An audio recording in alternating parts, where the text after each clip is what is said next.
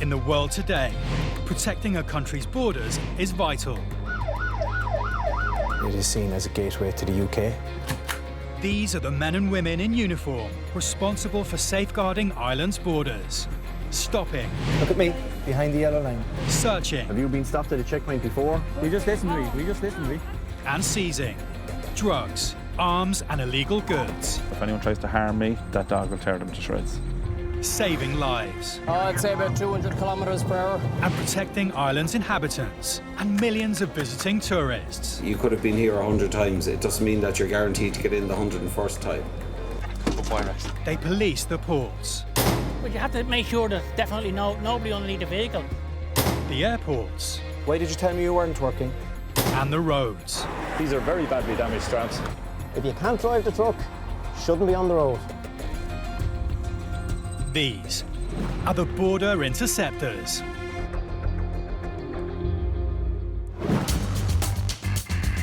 Coming up, a roadside stop reveals an unexpected haul of goods.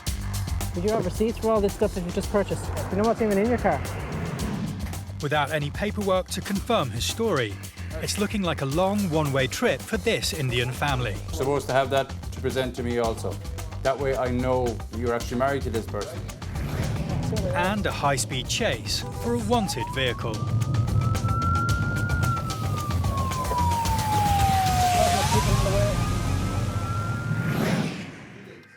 At Dublin Airport, Immigration Officer Ray Flannery is on the non-EU desk. His job is to check every passenger that arrives from outside the European Union has the correct paperwork to enter the country. An Indian man has approached the desk with his young daughter. The man has a visa to enter Ireland, but Officer Flannery is doing a final check before letting the man and his daughter into the country. You're coming here first time to join your spouse. Do you have her details? Her details? Her details? Yes? She's working as a... I need her details. I have no idea who she is. You have to provide details to me. I don't have anything of... Well, how do I know you're coming to them? You should have her GNIB number, address. Without any paperwork, Officer Flannery can't confirm the man's story. The man desperately searches his phone for information, but at the moment it's not looking good for him and his daughter. You should have a letter of invitation. That way I will know who you're coming to. The man hands over his phone with what he says is a photo of his wife's immigration permit. You're supposed to have all this printed. I have no idea who you're coming to. It's common sense. But his lack of any physical paperwork is a problem. Like I have no... Do you have a marriage cert? A marriage cert? Where? Marriage certificate I have in my... You're supposed to have that to present to me also. That way I know you're actually married to this person. I was not aware of that they would have carried my all the documents inside my ID. I have all the documents in my marriage certificate, birth certificate. You should have them with me, because if I refuse your permission to come in, they're no good to you. You need to have all that now. It's not looking good for the man. If he can't convince Officer Flannery his story checks out, he may not be let into the country. Like that photograph could be of anybody. I have no proof. What's her name? My name is Prince Ali. No, what's her name? Simple Elizabeth Jones. Any idea where she lives, her address? She lives in Roadside. Right. Where is she working? She's working for Mountain Residential. Officer Flannery continues to quiz him.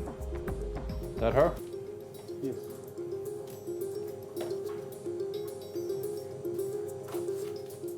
Happy his story checks out, he finally allows the man and his daughter entry, but on condition he produces the required paperwork.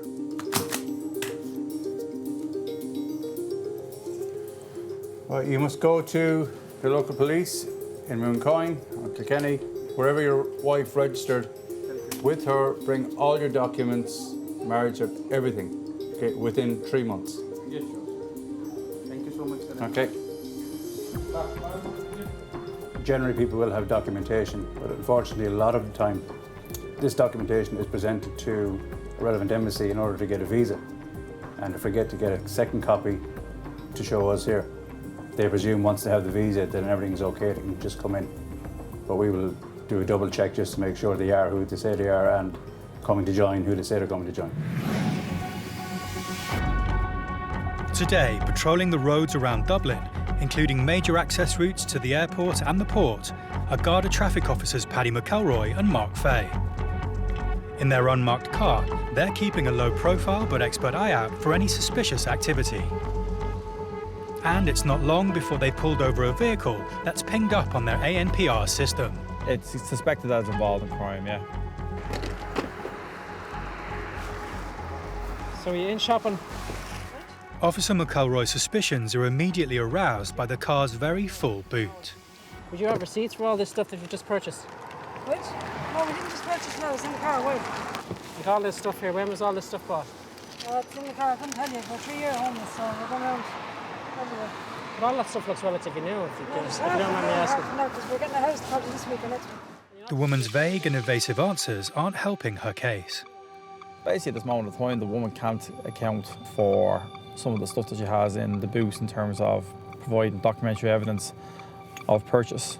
If it's the case whereby the items are stolen, she could be prosecuted for theft if found to be that, or if it's the case whereby she is handling stolen property as equally as, if not more, of an offence. Over €500 million worth of stock is stolen every year from retailers in Ireland, some of it immediately heading out of the country. Where are those clothes from? From source.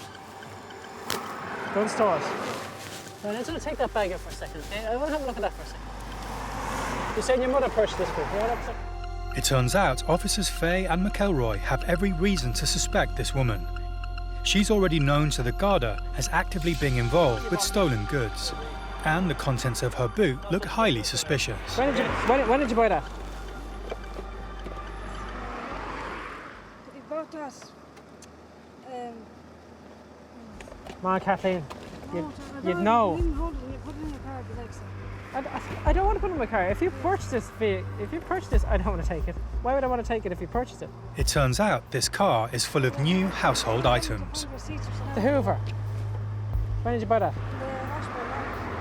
The Ashbourne Market. How much you pay for it? The George Foreman in the back. You're not backing up these purchases with receipts to say you own it. There's all new stuff in it. What's in behind this seat? What's in underneath there? Do you know what's even in your car? You've got loads of new items in your car. You've no bags in them, you've no receipts in them. You can't tell me exactly where you bought them. Unhappy with the woman's inability to provide proof of purchase, Officer McElroy finally decides he has no other course of action. Tell you what I'm going to do. I'm going to take the Hoover, the George Foreman, The drone. I'm going to leave all the smaller bits. I'm going Take the kettle. to take the shoes out of River Island, and you're going to prove to me that you purchased them. Can you do that for me? And if you prove that you purchased all them, I'll give them back to you straight away. If the woman can't prove she purchased the items seized, she's looking at a date in court and possible jail time as a repeat offender, particularly if Officer McElroy turns up evidence the items are stolen. All right? For now, the woman is allowed on her way, but with a significantly lighter car. There's all barcodes on them, there's all tags on them. So we'll approach relevant stores and ask them, see can they give us any information and shed any light on this investigation. Back at Dublin Airport, Detective Garda Ray Flannery is processing passengers at the non-EU desk. How are you? Hi, girl. Thank you. He needs to see a passport and potentially a visa and paperwork before he lets any passenger into the country. The maximum we allow any non-EU national to stay here is 90 days. If they have a reason to extend past that, and a valid reason, they will then go to the local immigration officer and look for permission to extend past 90 days. Now, why are you here? I live here. Are you living here? Yeah. Do you have a GNIB card? Yeah. The GNIB card, which was recently replaced by the Irish resident permit, allows non-EU citizens to stay and work in Ireland beyond 90 days. What do you do here? Are you working here? Yeah, I'm working. Where? DP delivery.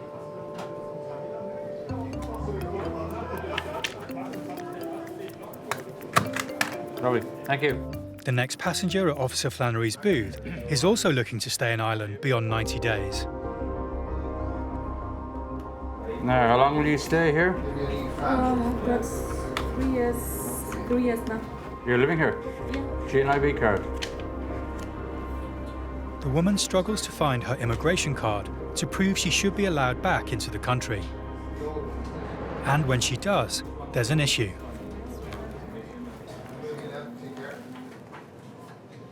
It's expired. Yeah, it was expired when I was still there.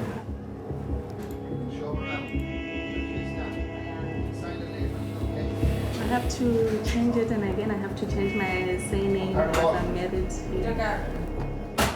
You got married when? 2 weeks ago. But my husband flew back. He flew back? Yeah, he flew back. Why? Is he not living here? Last week. Is he not living here? He is. He is actually that side. He's waiting for us. Oh, he flew back here? Yeah, he flew back here. Because I had some things to sort out before I leave. Her conditions had expired. She had left here before re-registering. But while she was away, back in her home country, she had remarried. And who's Moses? Moses is my ex-husband. Ex-husband? Yeah. So she's now coming in to re-register. She has a child here as well with her. So she was given 90 days to go back and re-register. People re-register every single year. So we know exactly what people are doing. The system has to be updated constantly. Happy her story checks out, Officer Flannery allows the woman entry. Now, you must go and re-register within 3 months. You need to bring your new marriage cert and all your details again back to the office in City Centre. Okay. Where you're, yeah, Berkeley, yeah.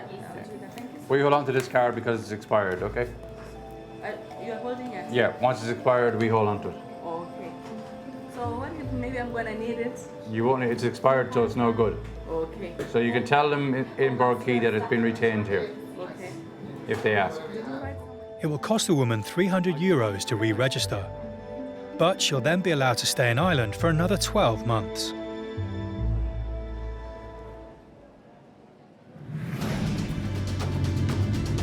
Back on patrol around Dublin Airport with officers McElroy and Fay. They don't get far before they're called into action. Just a warning for suspicious vehicle. Hitting the blues and twos, the officers race to the nearby location of the suspicious vehicle.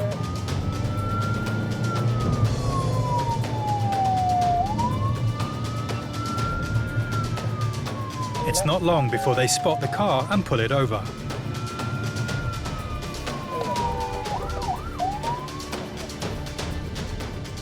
Officer Fay now needs to find out if everything is above board with this vehicle and its driver. I'm just having a gander at the car. Just having a look to see. And it's your brother's vehicle, is it? Do you have the insurance cert with you, or just the documentation this man? No, but I just produced it last week. Oh, did you? Yeah. All right, if you produce it, well then I won't make another producer off you, Yeah, like, you know what I mean? yeah, has it. In fairness. Obviously it would be. Yeah. This is your current address, is it? Yeah. So, all right, nice. Although the man doesn't have the car's insurance certificate on him, he claims to have recently shown police the original copy. Right, control, we just see if there's any recent DLIPs there, please. Having confirmed the man is telling the truth, Officer Fay returns to the car. Yeah, you produced there on the 4th of July, you did. And nice, yeah. You don't have any in the car, you shouldn't have in the car, do you? No, Yeah. I'm asking if you mind me searching? No, I've been at home. My father's in fucking hospital. Your father's in hospital. Yeah. Look, I do appreciate what's called the fact. It may be suspicious, but because the driver's documents are all in order and he's given no indication of committing a crime, he's entitled to refuse Officer Fay's request. If you're in difficulty wherever else, that's fair enough. I says I fully appreciate it. I says I'll mark it down on the system that it's flagging up for whatever reason, all right? The officers allow the vehicle to go, but next time this driver might not be so lucky. In Granard, County Longford, road safety investigator Jim Fleming, working with the police, has set up a checkpoint on a main road running to the border with Northern Ireland. With Ireland exporting around 340 million euros worth of forestry products every year, cross-border wood trucking is big business. How are you getting on? Today, Jim and his team are doing spot checks to make sure these trucks and their drivers are following safety and security regulations. Do you mind having a look at your tacho, please? The tachograph will tell Jim details of how fast, how far, and how long the vehicle has been driven. While the data downloads, he takes a look at the driver's card, which keeps a record of the specific driver's data. A commercial driver is allowed to do a maximum of 90 hours in any 2-week period, and a maximum of 10 hours in any 1 day. Drivers face a fine of €5,000 for breaking the rules. The data on the card makes for shocking viewing for Jim. The driver card in this case is showing that back at the beginning of May, he was working for a period of 102 hours. Obviously, you can't be working for 4 days. If you were to be working for 102 hours and 7 minutes without a break, that would be quite serious. But in this case, it's just the card is in the machine and the machine thinks he's working. It's clearly not correct. You were off there last week, were you? Or first, from the first. Your tacho was at other work for 4 days. When you eject the card, then it closes off your mileage reading, your odometer readings then for that day. Probably the best practice is to eject it and put it back in again, you know. Having advised the trucker about his driver's card, Jim checks the tacho data. It's also flagged an infringement. The maximum daily driving time is 10 hours. There's a day here where you drove for 10 hours and 2 minutes. The regulations are the regulations, so if somebody's driving for 10 hours and 2, it'll flag it up as a minor infringement. Jim considers the nature of the offence and, given how minor it is, uses his discretion. So, thank you. On this occasion, there's a verbal reprimand before the driver is allowed to be on his way.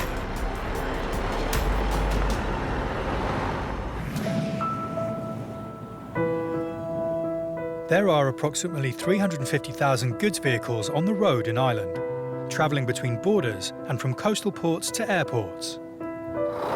Yeah, that's fine. Road Safety Authority Vehicle Inspector Tommy Wright is conducting roadside checks on HGVs, using the roads leading north to the border. The Road Safety Authority have developed a simple vehicle walk-around checklist to assist drivers in carrying out inspections of their own vehicles. After being pulled over for an on-the-spot inspection, this trucker is about to get the full RSA treatment. Have you been stopped at a checkpoint before? Not lately. Okay, we'll do lights, front and back, tractor unit and trailer, and I'll have a walk round. The check is now a legal requirement before taking the vehicle on the road. And it's going to be very easy for the inspector to see if it's been completed or not. Okay, give the steering wheel a good shake for me, yeah? Press down the foot brake. The other way. Approximately 10% of all collisions are caused by vehicle defects. So it's important for the safety of everyone using Ireland's roads that the vehicles are maintained properly and that the drivers themselves know what issues to look out for. That's the steering column coming down that the driver has the steering wheel, and if you look down there, it's the steering box, and it's power assisted, like, so it's filled with fluid. A lot of the time the top seal gives problems and it leaks. See the oil? Do you know your steering box is leaking fairly bad? You have to toppen it up. Do you know it's leaking? Yeah. Have you reported it? Yes, I have reported that. Yeah. Well, have you it written down then?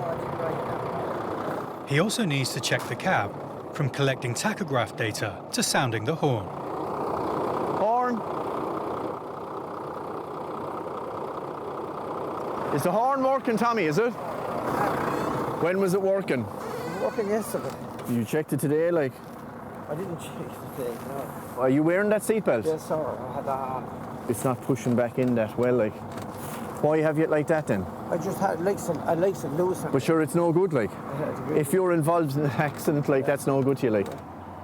The check is not going well for this driver, and it gets worse. You have a brake pad indicator light on there, like.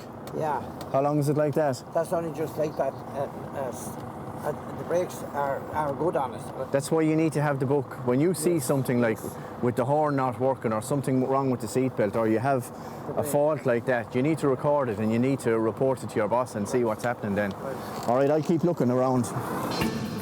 Safety Inspector Wright now takes a look at the truck's tyres, an area where defects have been found to be a major factor in accidents. I'm looking at the tyre, it's on the limits like, but it's up at the minute like, so I'll check to see it's probably empty like and see where he's going in that thing. Having completed all 22 individual checks, Inspector Wright shares the results with the police officer on duty with him, Garda Liam Lawler. Horn not working. Yeah. Seatbelt not working. Yeah. Brake pad indicator. They have the power to pull the vehicle off the road and impound it, should it not reach the necessary level of roadworthiness. You know the way you have the circle of the dashed wheel? Any indication of which brake? No, there's nothing on that like. And the lift axle. Safety Inspector Wright and Garda Lawler go through the list of faults as they decide how they need to proceed. The other side, he's amber on both then for tacho and for roadworthiness. Yeah. All right, Tom, so you need to get that seatbelt sorted so that it's retracting properly. It's important that you sort out what the issue is in relation to the brake pad indicator. Get that sorted before you bring it on the road again. She's emptied the trailer, I presume, yeah? So you need to get that tyre sorted as well before you put a load on it. So you're given the chance to go and get stuff done rather than having someone to come out and do the stuff here for you. So that's fair enough, isn't it? That's fair enough. Okay, good man. This driver's been lucky. He's able to continue with his journey. He's going on his way with a warning and a list of jobs to complete.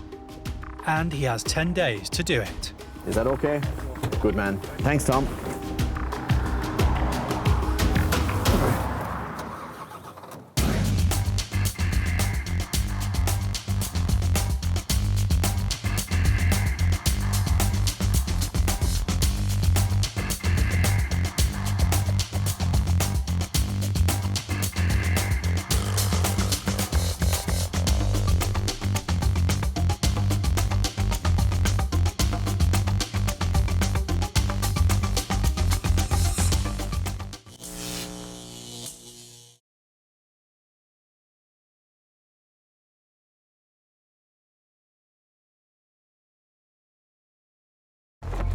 In the world today, protecting a country's borders is vital.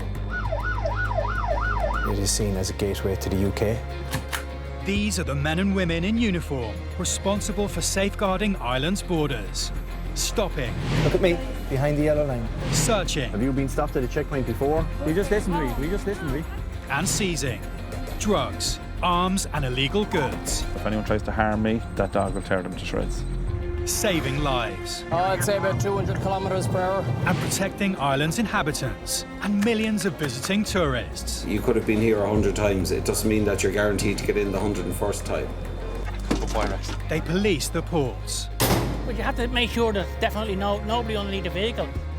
The airports. Why did you tell me you weren't working? And the roads. These are very badly damaged trams. If you can't drive the truck, shouldn't be on the road. These are the border interceptors. Coming up, a Mexican passenger needs to convince immigration on her intentions. Do you have the name of the hotel?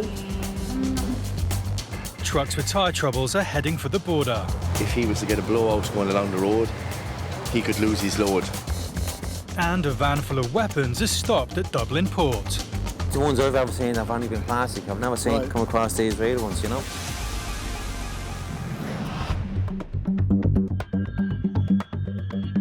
Dublin Airport is Ireland's busiest entry point for passengers flying to the country. 4,000 people are refused leave to land in Ireland every year, 10% of whom come from South America. A young Mexican lady has just landed and has arrived at Officer Danny O'Connell's desk. Hello, how are you? Hi. And how long are you staying with us? 5 days. 5 days. And then I go to Prague with my brothers. To Prague. Very good. So why are you here? Tourism. Tourism. Very good. First time in Ireland? Yeah, the first one. How much money do you have for your stay? money. Yeah. I have around 400 euros. 400 euros. Officer O'Connell needs to determine if she qualifies as a visitor. As part of their profiling process, customs officers want to know that travellers have enough money with them to meet their basic needs. If he's not satisfied, she may not be granted permission to enter the country. Where will you stay? In a hotel with my two brothers. Your two brothers, are they here? No, No. they are waiting for me. Very good. In Dublin. And is the hotel paid for? Paid for already? By you or by your brothers? For my brother. Brothers. Do you have the name of the hotel? He wants to be sure that she is telling the truth about her reasons for being in Ireland. So he's at the hotel already? Can you give me his contact number? Yeah. Please. I can call him. Yeah, please. He needs to ensure that she doesn't become one of the many who disappear every year, seeking access to the UK and Europe via the back door of Ireland. But it seems she can't get through to her brother.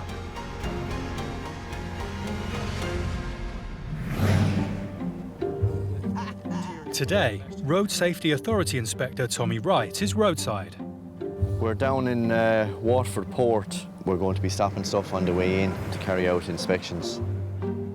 He's manning a checkpoint on the only road in and out of Waterford Port, the cargo gateway to Ireland's southeast. Every truck using the port will have to pass his way. At the port, you're guaranteed more traffic coming in here, because they all have a purpose. How are you doing? Oh boy, there's some heat out there. I'll be like a turkey by the time I'm finished. Finding a defect could lead to a truck being pulled off the road and the driver unable to continue with their journey. You can understand people getting wound up about being stopped. They have to be in wherever it is, But if we don't do our job properly, well then something could happen down the road, The RSA's target is for Ireland to have one of the lowest casualty rates in Europe. And it's through continued roadside checks like this that they will reach their goal. Thank you. Have a good day. Bye-bye. With this first vehicle on its way, the next truck is waiting for its inspection.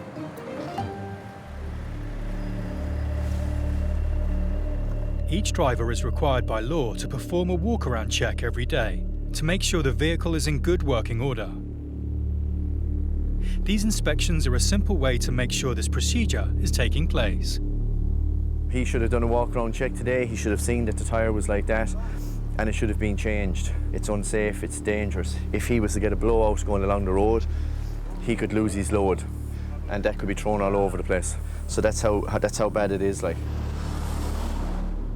Every year, the RSA inspects thousands of trucks and buses at the roadside to check if they're compliant. In 2016, over 15,000 vehicles were checked, with 43% of them found to have at least one defect. Tyres that weren't roadworthy and often incredibly dangerous was the most common issue found. My colleague is after speaking to the guard, so what he's going to be allowed to do, because here isn't in place that you can change a tyre easily, he's going to be allowed to go down to the port. A tyre man will have to come change the tyre before he's allowed to go any further.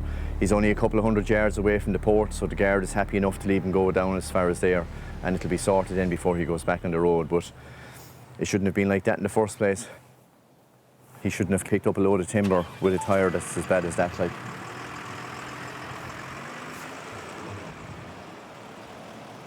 The next truck along is carrying the same load to the port. But will it be in a more roadworthy state? Did you do a walk-around check today? Yeah. Okay, and have you means of recording your defects if you find any? I don't know. Why is that? I don't know. How do you mean you don't know? I don't have a book. You know you're required by law to carry out a walk-around check. Yeah. When you find something wrong, you need to record it on it. Yeah? Right. Okay, what I'm going to do is I'm going to have a look around, okay? It doesn't matter what kind of a panic or rush that the driver is in, we still have our job to do as the guards have. We have to enforce the regulations to make sure that all the vehicles are in a roadworthy condition. We have to make sure that things are okay before they're allowed to proceed, so. tyre is below the legal limit. It's bald in 3/4 of it. Like, there's no excuse for a fella that's driving the same rig every day of the week. He should know the condition of his tyres. All he has to do is bend down and have a look, and he'll know. He's required by law to do it every day. So when he sees that they're getting as bad as they are, he should have dealt with it before now. Like, it shouldn't have to be the case that I have to deal with it on the road. He's after coming from up the middle of the country, all the ways down here to the southeast, like, with a full load of timber on board, like. So with the day that's in it, the heat that's there, the tyre could blow. The driver needs to take immediate action. Did you not see those tyres yourself? I didn't think they were Under the limit. Yeah. How often does it go in for? It goes in every weekend, so it isn't today or yesterday that they're like that, like, you know. The onus was on him to make sure his vehicle was roadworthy. He obviously didn't do that, so he'll have to replace the tyres down there, the same as the last person. Make contact with us. We will then come down and check to make sure that they have been changed. Okay, so I expect to hear from you so in the next hour-ish, all right? Good man, thanks very much. Well, you can understand it for the price of tyres, like, they're a couple of €100 a pop, like, you know, so you can understand it to a certain extent, getting the most out of them. But you can get the most out of them and you can still be legal. Do you know what I mean? The cost of a tyre is a small price to pay for better safety on the roads. This driver has got an hour to sort it, and the clock is ticking. Back in Dublin Airport. Hello, how are you? This passenger from Mexico claims to be meeting her brother. Officer O'Connell needs to verify her story. He's asked her where she's staying, but she says she doesn't know. I can call him? Yeah, please. For him to be able to make the right decision, the officer needs to speak to her brother, but she can't get through. Do you have his number and I can ring him from here? Not to be deterred, he gets the phone number and tries himself. But before he can get through to her brother, the passenger finds the name of the hotel. This is where he will stay? Okay, that's okay. Now, photo, just over here, please. Yeah. Satisfied with the information she gives, he takes her photo for the immigration database. Yeah, that's fine, thank you. Now, your documents and your passport. Thank you very much. Bye-bye. Before allowing her entry to Ireland. Next.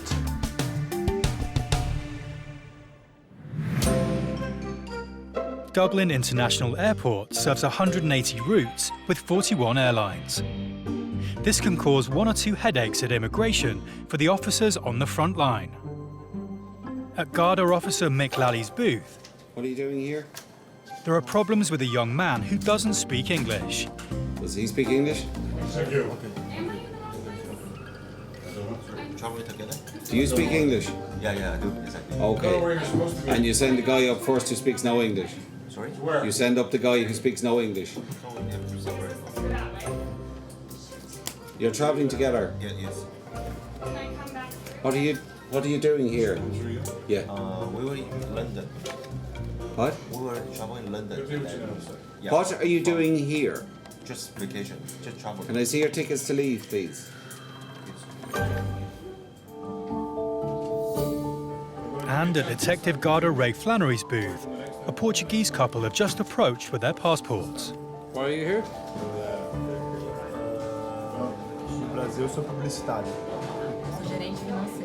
And he uses the opportunity to show off his fluent Portuguese. Porque você está aqui? Estudar. Você tem que registrar aqui, okay? Dentro de 3 meses. Esse endereço no mapa, centro da cidade. It's due to his multilingual skills that he is able to process the couple quickly. Registrar ao mesmo tempo, okay?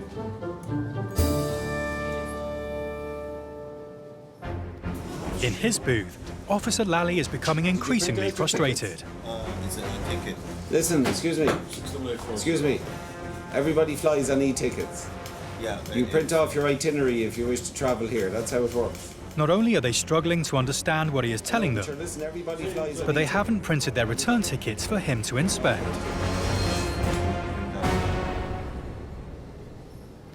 You're going to where after here? We go back to London. Go back to London, and then where do you go? Back to Sure, Taiwan. where did you fly from? What? Prague. Back to Taiwan. How long are you staying in Ireland? Until next Wednesday. Until Are you then. living in Taiwan? Taiwan and Canada. Both countries. You live in both? Spend your time Yes. in Ireland. Despite the language barrier and difficulties with their return ticket, Officer Lally is satisfied that they are in the country for the right reasons. Yeah.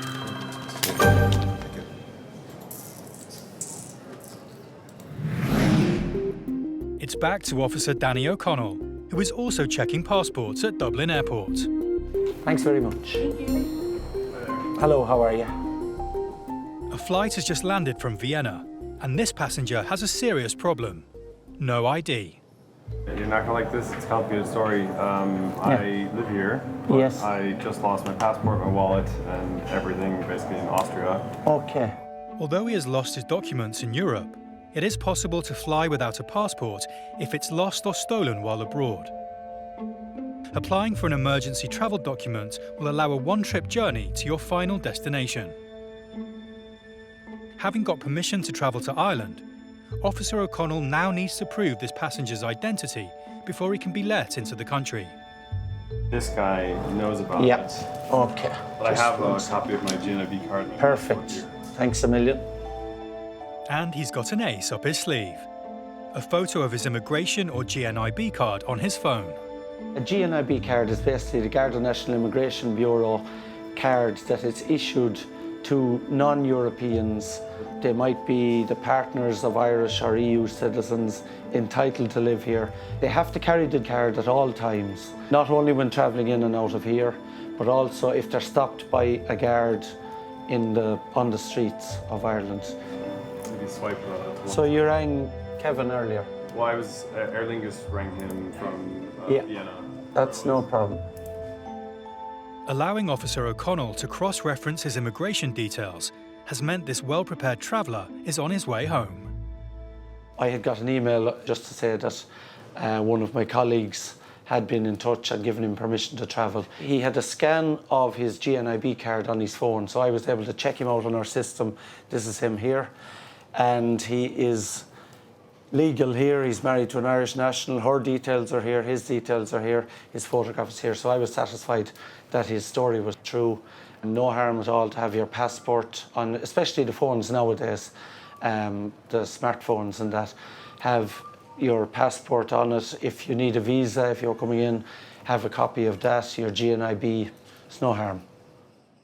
In December 2017, the GNIB card was phased out and replaced by the Irish residence permit, which carries exactly the same legal status. Dublin Port is a gateway to the Republic of Ireland.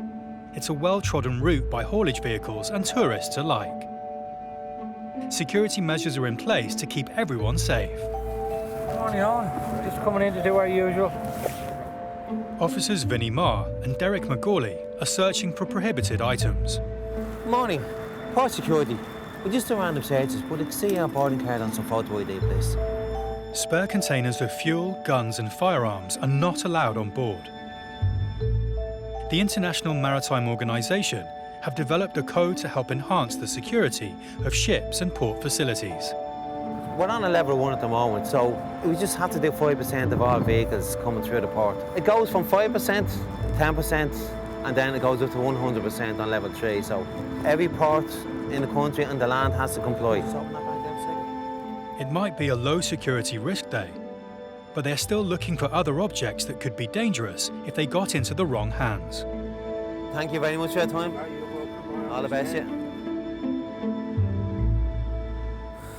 You wouldn't just have a quick look at this? Not carrying any firearms, any dangerous chemicals, anything at all. Well, no weapons anyway. Well, we've got reenactment weapons, which are all blunt. Reenactments, yeah. Reenactors bring history to life through performances of famous battles. I stopped a guy here in the summertime and he had a samurai sword it was. I said, sorry? A samurai sword? He said, nothing to panic about. It's just a prop. It's this time of the year we get a lot of reenactments. All these people, they have swords, weapons, but they're only, plastic or whatever. These weapons may be fake, but they still have the potential to cause severe damage. So are these items like real? The metal reenactment swords. Right. But they're all blunt. Oh, right, yeah. Like, the ones I've ever seen have only been plastic. I've never seen come across these real ones, you know? No. So you have them locked away in the safe anyway? That's it. No, that's fine. You have them locked, yeah, and they're bolted, yeah. That's brilliant. Satisfied that the props are stored securely, they advise the ship's company security officer about their find. Go ahead. Keith, we have a Mercedes van here. He has weapons. Now, they're reenactments. They're in a steel case. It's bolted to the end of the van. If you want to inform the ship in case they want to maybe locate it in a different location on the ship, but they are blunt over. Yeah, thanks for that. I'll inform the ship, all right. We'll contact our CSO and he'll just inform the ship what they're carrying. So we shouldn't really have a problem. But the ship might want the van stored in a separate place. Yeah. This time, security have no axe to grind with this Viking, and he lives to fight another day. Most of the time, anything you find in these, people have a reason for having them. It's always something that they're either working with or they're bringing away on the holidays to use, you know. But once it's stored away somewhere safe, there's no problem with it, you know. Skirting around Dublin City, the M50 motorway links the port to the airport. It's busy 24 hours a day, and it's vital that drivers are paying attention to the road. Garda Traffic Corps officers Paddy McElroy and Philip Earle are driving an unmarked car, giving them the upper hand. They spot a driver using his mobile phone behind the wheel and pull him over. The advantage of the unmarked car, obviously for us, is it's a lot easier for us to observe what people are doing and to follow them discreetly. The disadvantage, of course, from the public's point of view is that they don't see the police presence. Even though there could be a large police presence in the area, they don't see it. In the wet conditions, there's no way this driver is getting away with the offence. So this fella's going to get an FCPN, or a fixed charge penalty notice, sent out to his address, which carries a fine of €60 and 3 penalty points. If he doesn't pay the initial fine of 28 days, it goes up to €90 and 2 penalty points. If he doesn't pay that, it goes to summons, and conviction in court, it's 5 penalty points. And it seems to be a day for it. It's not long before they've spotted another driver who can't leave his handset alone. Except this guy drives for a living. That's a taxi professional driver, so there's no excuse for that. First jacket back. Like in this day and age, for a professional driver not to have a hands-free kit just doesn't make any sense. A basic 60 kilometres an hour, you're travelling 1 kilometre every minute. So you can imagine those few seconds of just staring at a phone, how much road you've covered. You will literally see people on the motorways using social media. It's crazy. It's so distracting. Like the driver before him, he's getting a ticket and 3 penalty points, which is really bad news. This taxi driver that's been stopped for this mobile phone issue has stated that he has 9 penalty points already. If he pays this fine, which is 3 penalty points, and accumulated 12 points in a period where he'd be disqualified from driving. It is what it is. That's the system we have, and that's the system we're going to use. With 9 points already, this driver is going to be out of a job. That's one phone call that was definitely not worth making.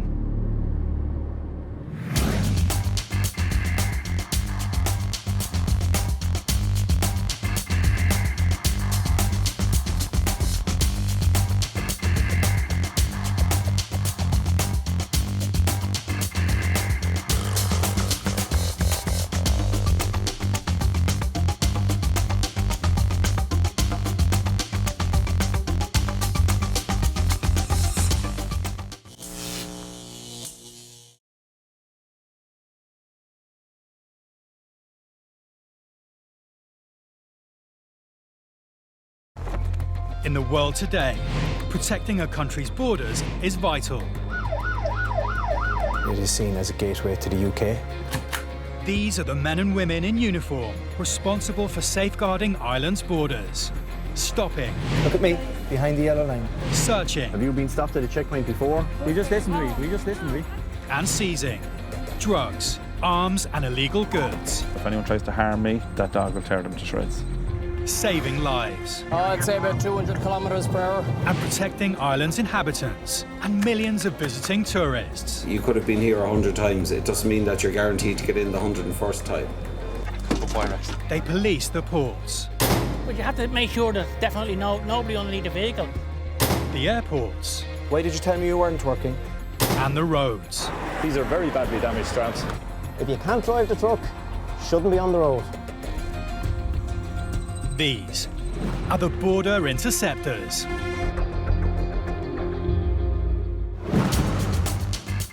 Coming up, border forces keep a watchful eye as families travel through the airport. Who are you travelling with, Michael? Is that your dad, is it? Dublin port security have their hands full across the site. How are you? So what you doing? Tell Liga what you're doing. And driving on his mobile phone is only the start of this driver's bad day. On a motorway with a phone up your face, that's not exactly safe. Not good driving. As Europe's most westerly airport, Shannon handles an increasing number of transatlantic flights. With increased arrivals from outside Europe, comes increased scrutiny of passengers by officers on passport and immigration.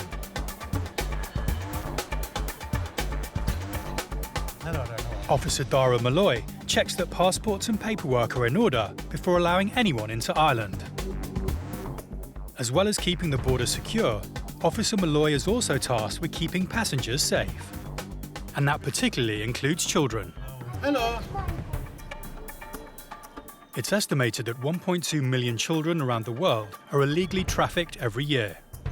Trafficking does happen. It happens all over the world for different reasons. But hopefully we're trying to prevent it here. But it does happen. Child trafficking does happen. Immigration staff are constantly on the lookout for unusual activity. Signs of threat, coercion, abduction, or abuse of power to transport people across the borders. We would be able to draw from our experience to make sure the child is happy with the person they're travelling with, whether it be a parent or a guardian. And who are you travelling with today? Mum. Please, please. He's your own anyway. All right. Thank you. Thanks ever so much. Bye-bye. Thank you. Bye-bye. With the correct ID, the family are waved through. No, sir. Is that your dad, is it? That's my mum. Come over here. Yeah, that's just a passport there, just to make sure that you the match up. It's just security to make sure that the kids are, are with the parents. That's lovely. All right. Thanks very much. Another family arrive at Detective Garda Seamus McMahon's desk. But there's a problem. Is there just 2 passports, sir? It seems the family were led to believe they didn't need passports for the children to travel to Ireland. They do here, Mum. Since they don't, if they're travelling with an adult and they're under 16. Through Irish immigration. Just said flying from Britain to Ireland. It's on the Aer Lingus website. Officer McMahon, happy that the family is all together, allows them through.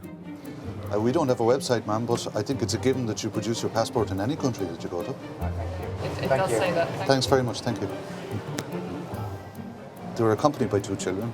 She handed 2 passports in to me, but she never produced passports for the children. She seemed to have an issue with that. You do need to produce your passport. That was the only way I could verify that they were all travelling together and they were actually children of that couple. In his booth, Officer Malloy is confronted by an unaccompanied boy. And who are you travelling with today? Where's your dad? Okay. Come here. Are you sure he's there, is he? Okay, will you take a seat over there for 2 seconds until he comes over to me? Is that okay? No, that's lovely. Thank you. While he checks other arrivals, Officer Malloy keeps a close eye on the boy. Can you see him?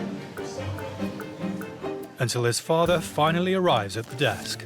Oh, you're the daddy, yeah? You got ahead of you. I'll just to make sure he was with an adult, you get me. Mind yourselves, lads. Take care now. Take care. And Officer Malloy can safely let the boy carry on with his journey.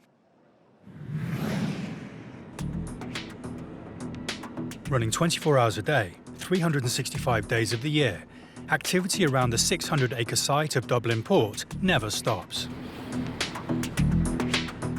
It means port security have got their work cut out protecting it, keeping everything moving, people safe, and ensuring this vital border entry point into Ireland is secure. You'd have a lot of traffic in and out, so much happening, it's so busy, there's people everywhere, there's traffic everywhere, there's moving everywhere. It's a big job. Officer Dermot Weldon is on patrol checking for everything, from stowaways to suspect vehicles. As well as ground patrols, the port security team have a vast network of CCTV cameras. Back in the control room, Dermot is on the lookout for anything suspicious. Left-hand side there, camera 35. The officers have to be ready to deal with any incident, night or day. A truck parked up overnight in the port has caught fire. Following emergency incident protocols, the team raise the alarm and secure the area. It allows the fire service to quickly get the blaze under control, limiting its spread and potentially saving lives, and avoiding thousands of pounds worth of damage. The size of Dublin Port also makes it a tempting location for criminals intent on illegal activity, with opportunists looking for any advantage. But their appearance on the port's CCTV means they won't be getting away with it. Used in conjunction with the security teams on the ground, the CCTV puts the criminals on the back foot. From illegal immigrants trying to break into the country, tracking stolen or wanted vehicles, or simply in hot pursuit.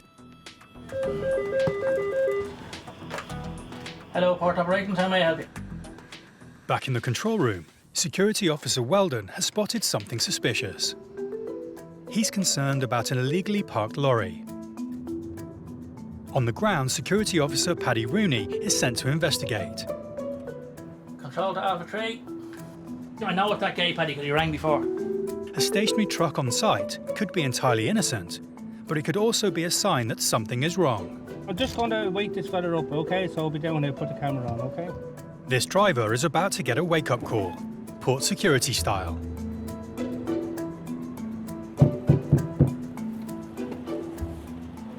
Good morning.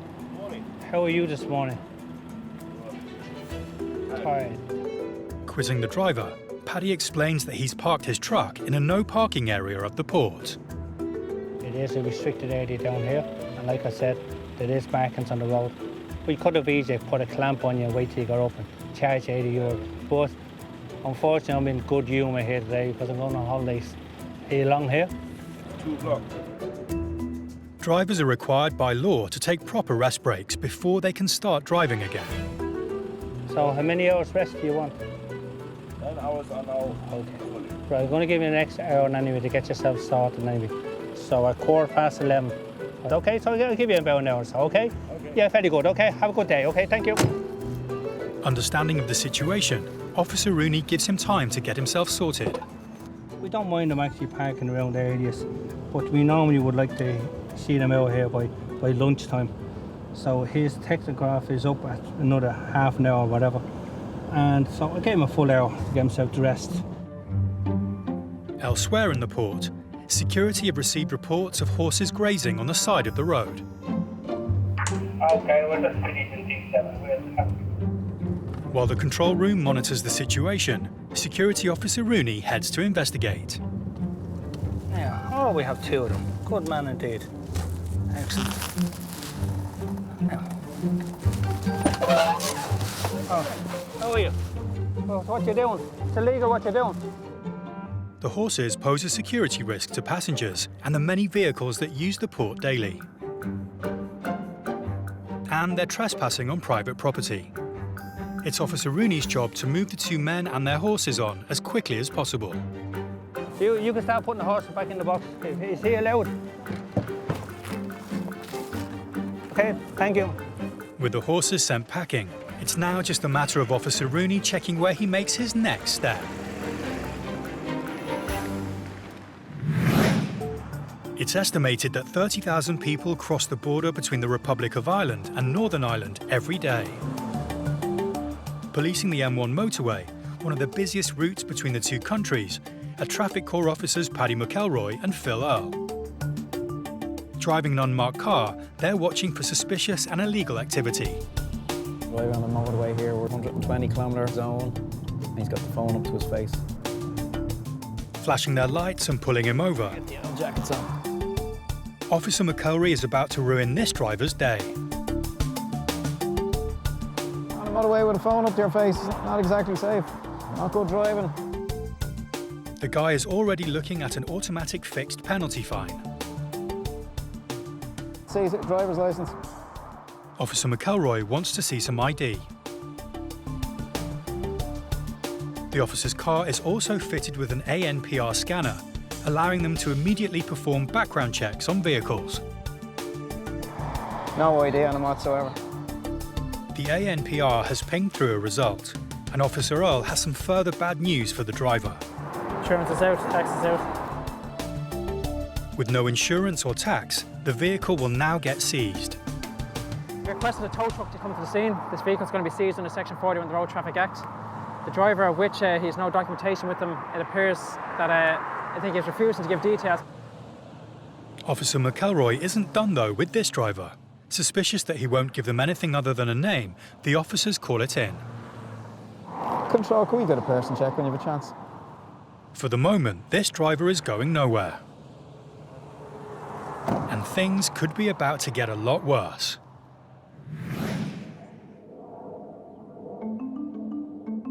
More than 20,000 foreign students travel to Ireland to study every year, many of them arriving at the country's largest airport in Dublin. With student visas being one way illegal immigrants enter a country before disappearing, passport and immigration officers need to make sure students are coming into Ireland for the right reasons.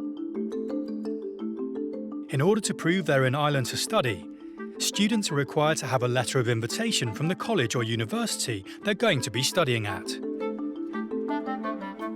A flight from the US has just landed, and a male student has arrived at Officer Mick Lally's booth. Before Officer Lally lets the student into Ireland, he'll need to see the relevant ID and paperwork. But there's a problem. Did they not explain to you you required a letter of introduction here, no? Do you have any documentation from the school at all, no? There are emails of letters saying... Do you have anything printed out? I don't have them printed out. With no printed documents, there's no way of Officer Lally confirming the student's story. Which means he's going nowhere. The young man desperately tries to find email confirmation from the college. The only problem is that he can't get a phone connection. And why are you here? Trip through the school, a Maymester. In another booth, Officer Ray Flannery is also having issues with a newly arrived student. Do you have a letter from the college? I do not. You should have. So I have no proof as to why you're here. A lack of the correct paperwork means this student is also going nowhere. Should I get a professor? Yeah. She calls over her teacher to see if there's anything they can do. Generally, a student group will have a letter from the college they're coming to, explaining why they're here, length of time, etc. Of course, they're going to study, and they'll have a list of the students.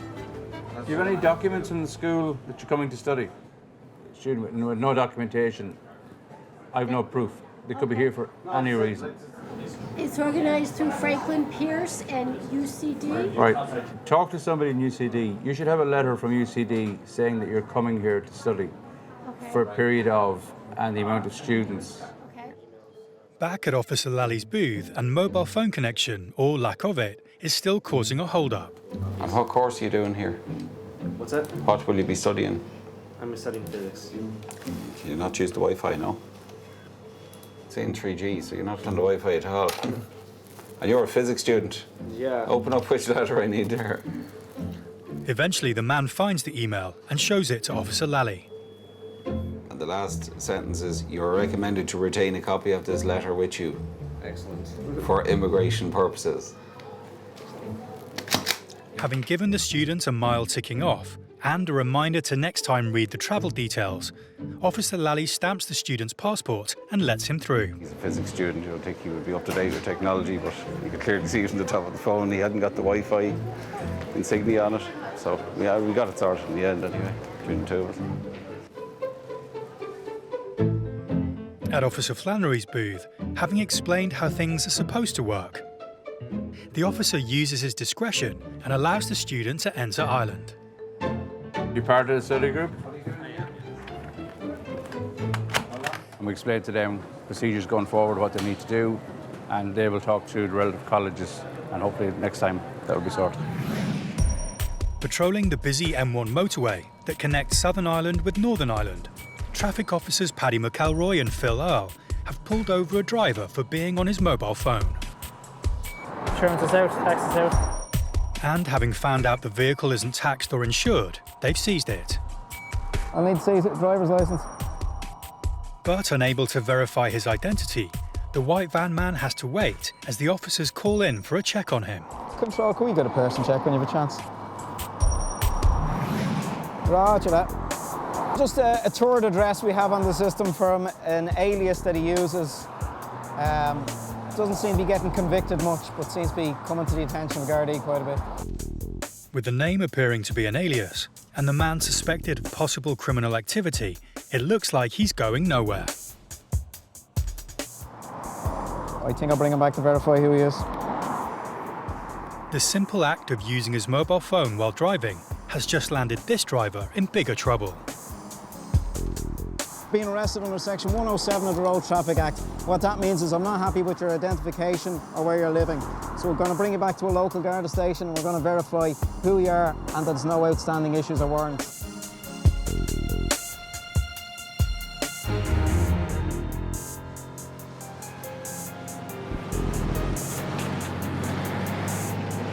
With his true identity still in doubt, it's not just his vehicle getting seized. He's nicked too. And it's a chauffeur-driven ride to the police station.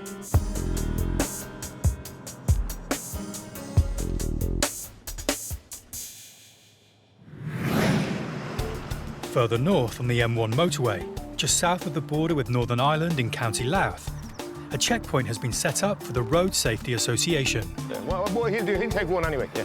So, thanks. With its proximity to a border crossing point that is used by thousands of vehicles every day, it is the ideal spot for Road Safety Officer Jim Fleming to carry out spot checks on haulage vehicles. Morning, sir. How are you doing? I'm from the Road Safety Authority. Jim Fleming is my name. I just need to have a look at your recording equipment and your licence and documentation for the vehicle, please. Would you mind moving over and I'll hop in there and have a look at that? Haulage vehicles operating anywhere in the EU need an operator's licence to carry goods. Carrying out unlicensed road transport operations can result in a fine of up to €500,000 and/or 3 years in prison. You have your driving licence and your CPC, and you got the licence for the truck or the operator's licence? Yeah, operator's licence, no. And do you have a copy there, the community authorisation? It's an A4 page to be engaged in the carriage of goods in the European Union. No. Jim has pulled over a truck that is registered in Northern Ireland. To transport goods across the border, the operator needs a permit, and this driver doesn't have one. I'll tell you what I'll do. I'll just take a few details from you, and it's a matter for the company. It's an obligation on the company to give to you. So, okay. The position with at the moment, as far as I can make out so far, with this driver is that the out-of-state hauliers. He's a Northern Ireland operator. To engage in the carriage of goods within the European Union, outside his own jurisdiction, they need to carry what's called a community authorisation. It's essentially a licence for international carriage, and he doesn't have that. And more than likely, the company will be summoned for not having the correct documentation on board. In the meantime, I'll just go and have a quick look at his driver card to make sure that it's okay. Tells me he hasn't been driving in quite a while, so from a driver's hours perspective, he's fine. It's just to do with the operator licensing question is the only problem we have here. Jim reads the driver his rights. You just have to caution you that you're not obliged to anything unless you wish to do so, but whatever you do say, maybe take it down and write and give it an evidence. You understand that, yeah? Luckily for him, though, it's his employer, the operator of the vehicle, who is responsible for ensuring the correct paperwork is in place. They'll receive notice of summons to court. Okay, good man. Thank you very much indeed. Thank you. Cheers now. Not having the required permit is not something Jim sees a lot of. I've encountered a couple, probably quite some time ago. Any vehicle I would have inspected in recent times, as in certainly this year, I haven't come across any. As the truck pulls away, the police stop another vehicle for Jim to check over. Mind if I have a look at your tacho, please? And do you have a copy of the community authorisation for the carriage of goods? Not Amazingly, this vehicle is in exactly the same situation, without the required permit in the truck. Again, Jim reads the driver his rights. You're not obliged to anything unless you wish to do so. Whatever you do say, maybe take it and write and give an evidence. And another truck operator will be receiving a court summons for the infringement. But that's 2 in a row today, so just a bad day, maybe.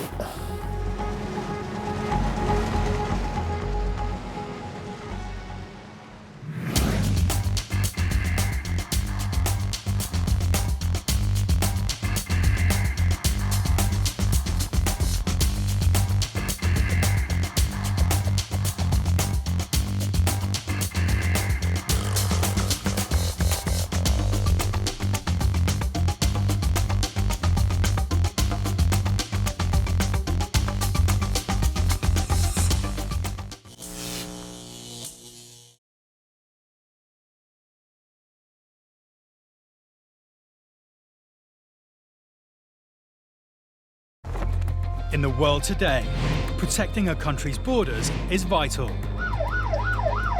It is seen as a gateway to the UK. These are the men and women in uniform responsible for safeguarding Ireland's borders. Stopping. Look at me, behind the yellow line. Searching. Have you been stopped at a checkpoint before? We just listened to me. And seizing drugs, arms and illegal goods. If anyone tries to harm me, that dog will tear them to shreds.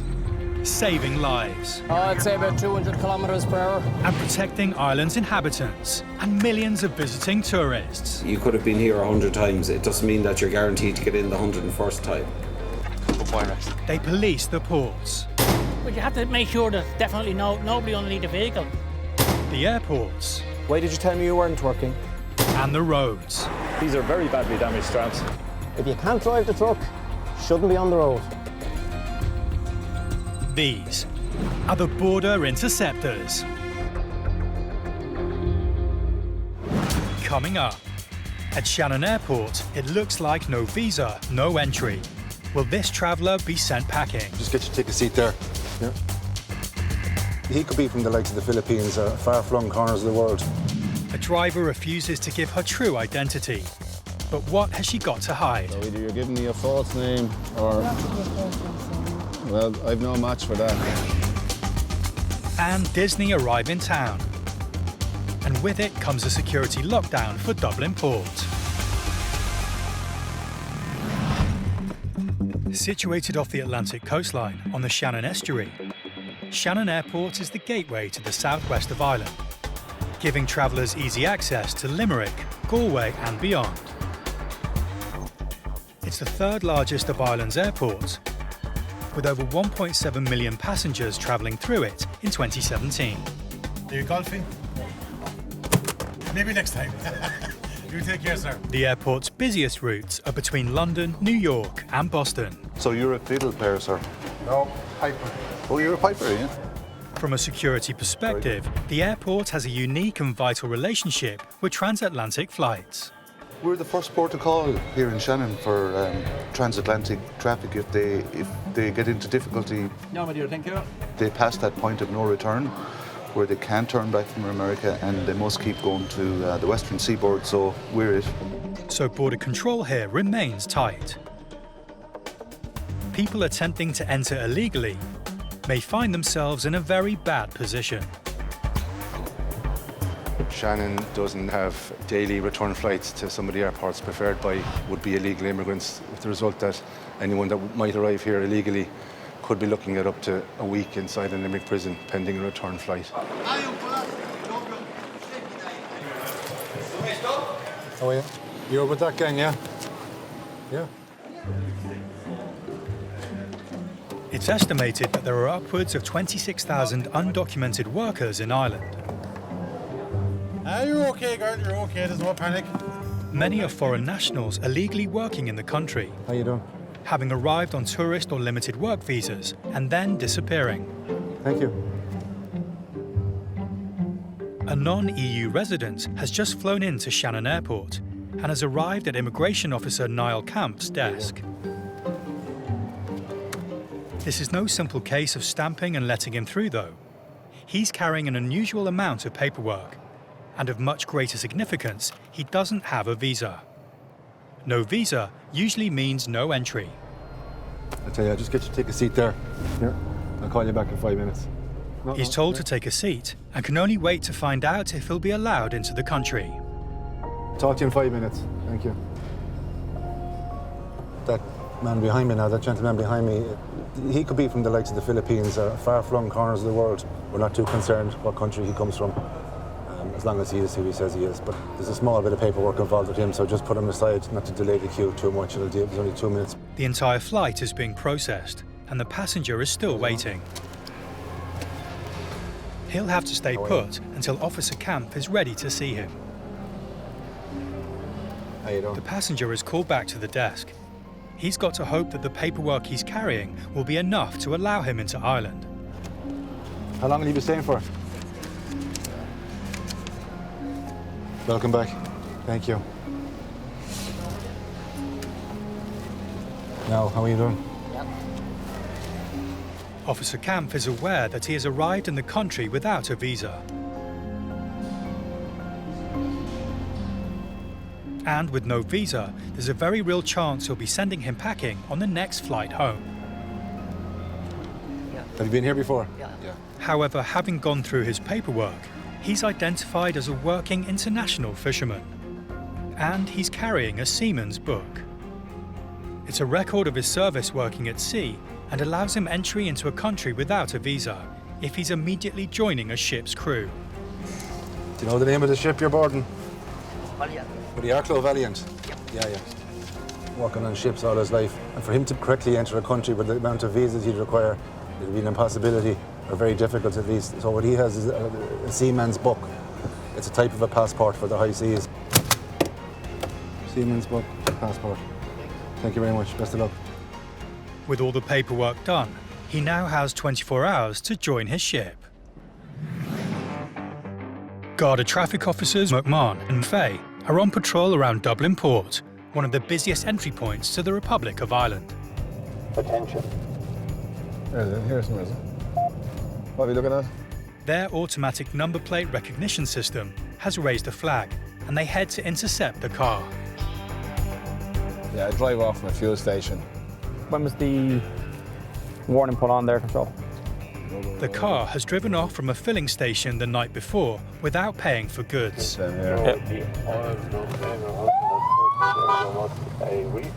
They track it down and pull it over.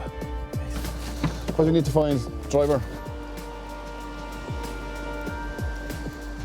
Hello. Is this your own car, madam? It is, yeah. What's your name? Nicola Thompson. Yeah. What's your date of birth, Nicola? 28 of 5th, Yeah. 1974. Nicola, can you tell me who was driving the car last night around 9 o'clock? I was. You were. And the car was up in Navan last night at 9 o'clock at a filling station. It left without paying for wine and for oil. You don't know anything about that? Tango Bravo 208. Control, could you oblige with a driver lookup, please? Surname is Thompson. The date of birth is the 28th of the 5th, 1974. Nicola, I'm not getting any match for any driving licence assigned to a Nicola Thompson, the 28th of the 5th, 1974. So either you're giving me a false name or... Well, I've no match for that. Anyone who has a licence in the country, their details are stored on their computer, and there's no match for Nicola Thompson, the 28th of May, 74. No, it's 28th of May. No, it's the 9th of August, 1988. You said the 28th of May, 74. Oh, sorry. You tell me 88. You're not 1988. So start giving me your correct name and address. I'll arrest you and take you to the Garda station and we'll verify your details there. So give me, pardon me? Noreen. Noreen. Byrs. What's your date of birth, Noreen? 28th of the 5th? 71. One moment, please. Would you mind trying a different name, please, for the driver lookup? Burns, Byrnes, date of birth the 28th of the 5th, 1971. No, this is supposed to be a Noreen, but no match, no match. Having now been given 2 false names, will the Garda ever find out who the driver really is? While patrolling the major routes outside Dublin, linking the city with the ports, airport and the rest of Ireland, police pulled over a truck that was driving erratically and exceeding the speed limit. The vehicle was immediately seized and the driver charged with dangerous driving. But suspecting there is more going on with this truck than meets the eye, the police have now called in Senior Transport Officer Seamus Lynch from the Road Safety Authority to investigate.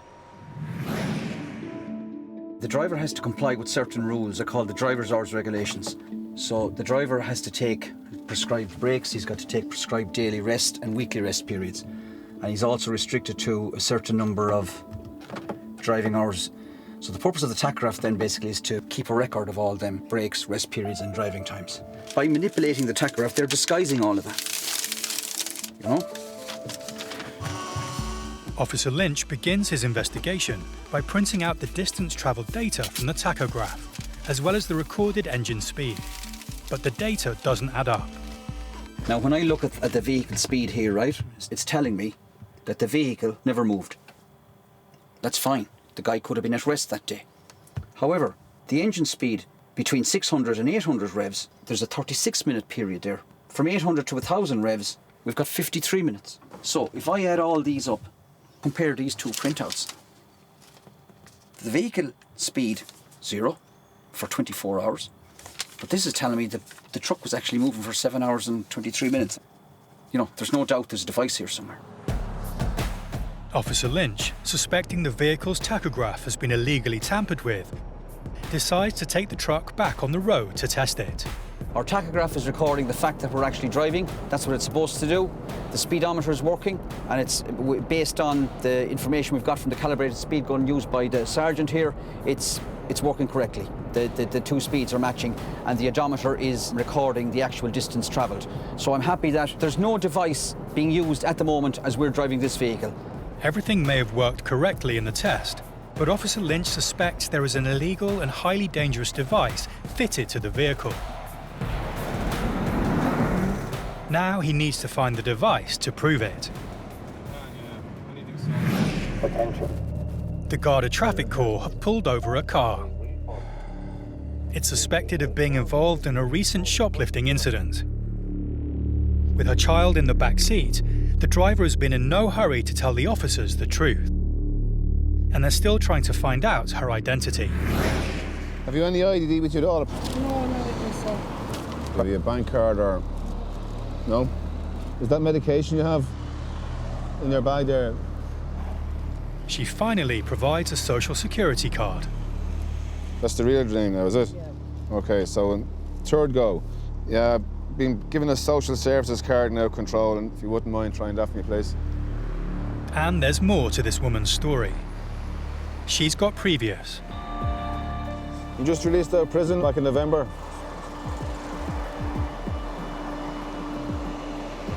What was that for? What was that for? Shoplifting. And 9 o'clock last night, the car was up in Navan, shoplifting wine and pardon? Not only has she been inside, but she shouldn't be driving the car at all. She's no licence. She was disqualified for 10 years back in 2003 and didn't get a licence since. You're going to have to get someone to come down. The car's going to be seized under Section 41, OK? You have no licence and no insurance. You can't have insurance with no licence. The woman's desperate. She tries to bargain with the Garda, tipping them off about a drug shipment heading for Dublin. When I say a deal, I mean a deal, and you'll get what the best lot of heroin that ever came into Dublin. It's not who you know, it's what you know. You don't want a load of imaginary heroin, do you? You sure? But they're not biting. The car is being seized. The woman retrieves her child and belongings from the vehicle and leaves on foot. The car's on its way to the pound. Another illegal driver is off the roads, and the officers can move on to the next call.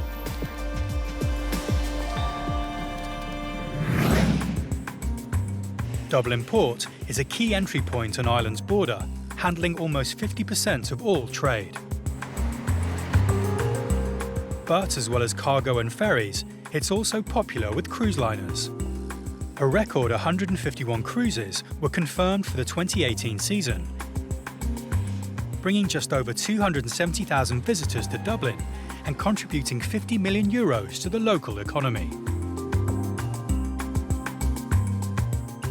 Today, the port is welcoming the 300-metre-long Disney Magic, with its 2,700 passengers for the first time.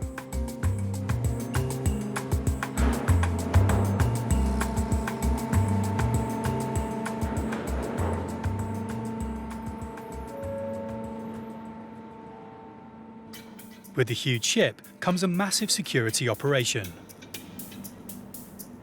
Head of Port Security Tom Kavanagh is overseeing proceedings. Somebody do an interior suite and just mirror underneath. The ship want them checked again when they come back in the afternoon. This cruise ship is the Disney Magic, and it's the first time she's been here, and it's a real good thing for us and for the passengers to come to Ireland for the first time. Disney is a global brand, and we're really enjoying having them here. There's a great atmosphere. There's an entertainment package put on here by Dublin Port. There's always a high level of security on the mall, but this particular one has come straight from the US. So the level of security afforded to this one is incredible. We're really on our top of our game for this particular one. At the entrance to the port, Security Officer Dermot Weldon is overseeing checkpoint security. Every single vehicle coming in and out of this part of the port has to be authorised, either because they work there or because of the cruise ship's arrival. I have the manifest here, visitors list. So everybody who's going, visiting that ship or going onto that ship has to be checked with ID and their name on this list. If it's not on it, they don't get in. Simple as that. No excuses, no acceptance. For the buses and coaches which have arrived to pick up disembarking passengers, there's extra security checks.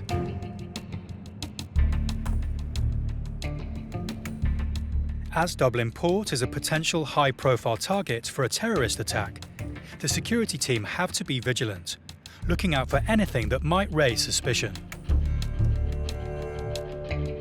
Security, whether you like it or not, the main aspect in everybody's life.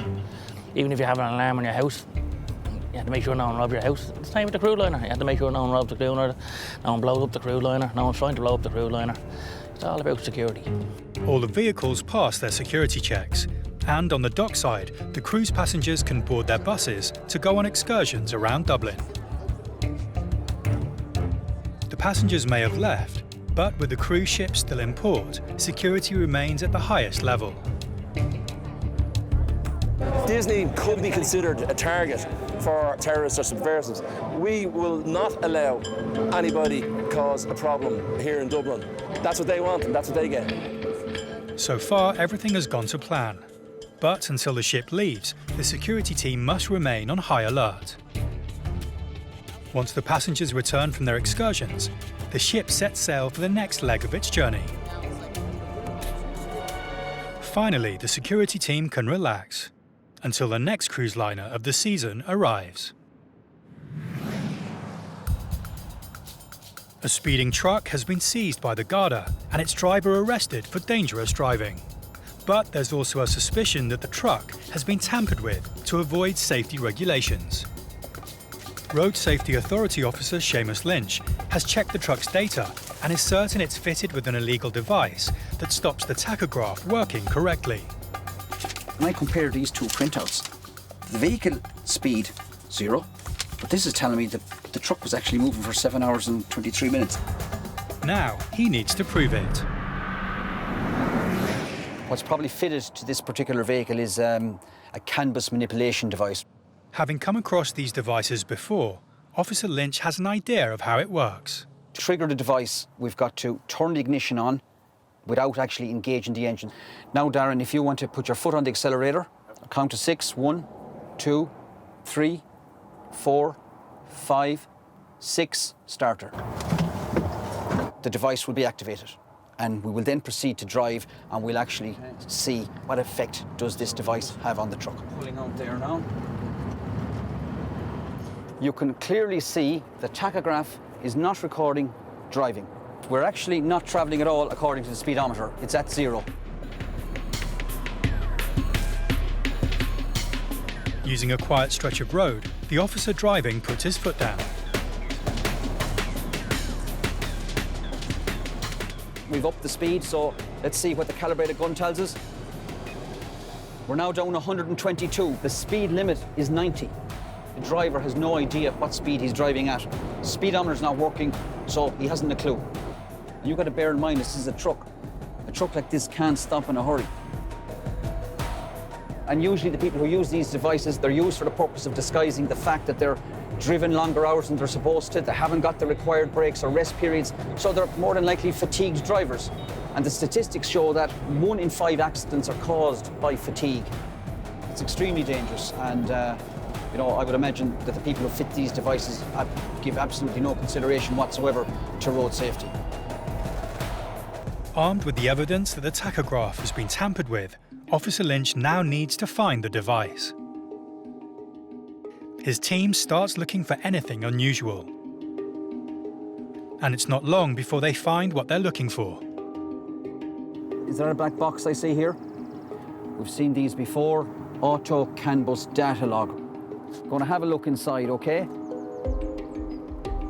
Right, there we have a printed circuit board. So what I'm just going to try and do a little bit of a test. Turn the engine on now, okay? Now if my suspicions are correct, I would expect to see a green light or something else. 4, 5, 6. There's your green light. She's now activated. With the suspicions confirmed, the evidence Officer Lynch has uncovered will be used to prosecute the truck's operator and driver. The haulage industry is highly competitive, leading to companies taking risks to complete the work on time. But on this occasion, they haven't got away with it. They now face a fine of up to €5,000 and even 6 months in jail. It's all down to being motivated by money at the end of the day. The more work they carry out, the more they get paid.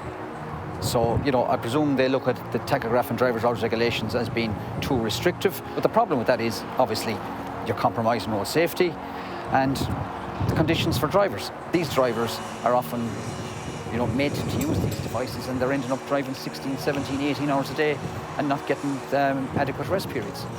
Quite a small looking device, isn't it? But what it can do can have pretty serious consequences. If one was to consciously think of road safety, you wouldn't put in one of these.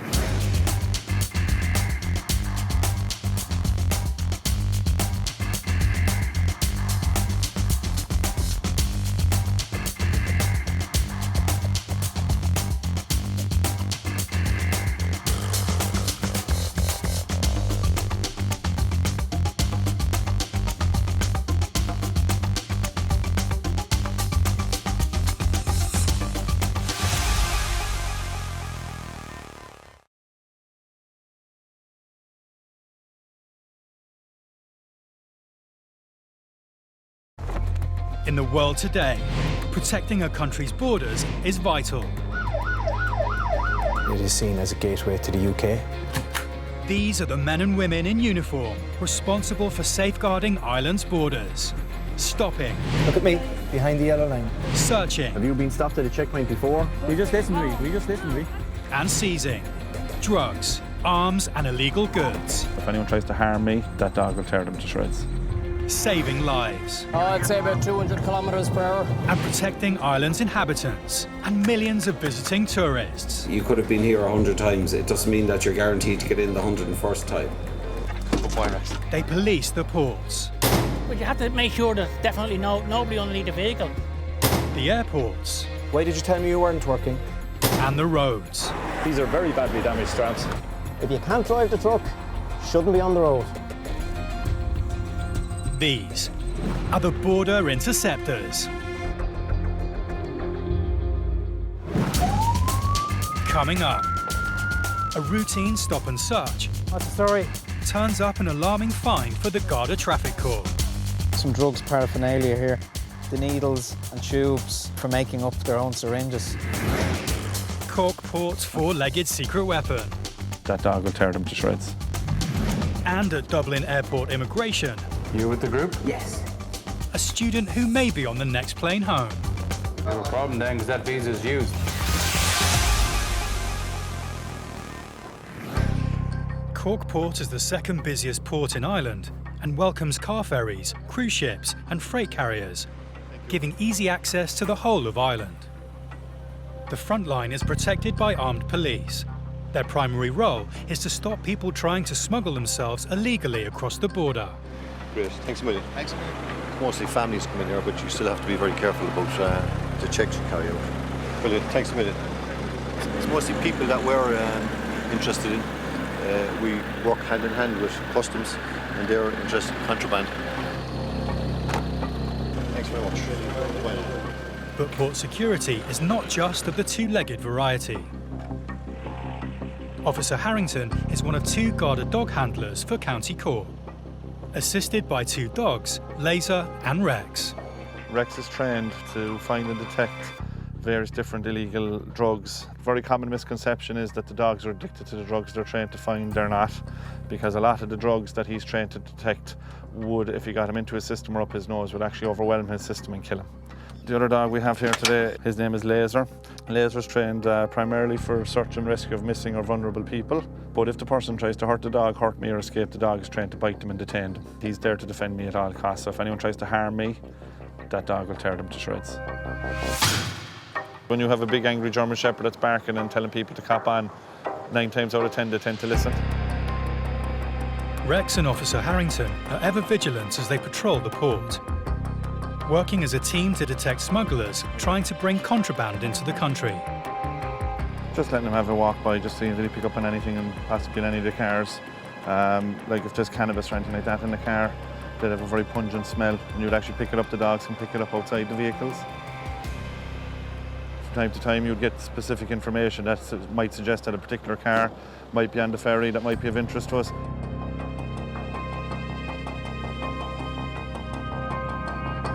A ferry from France is about to dock at the port. And the Garda are about to act on a tip-off about a truck on board.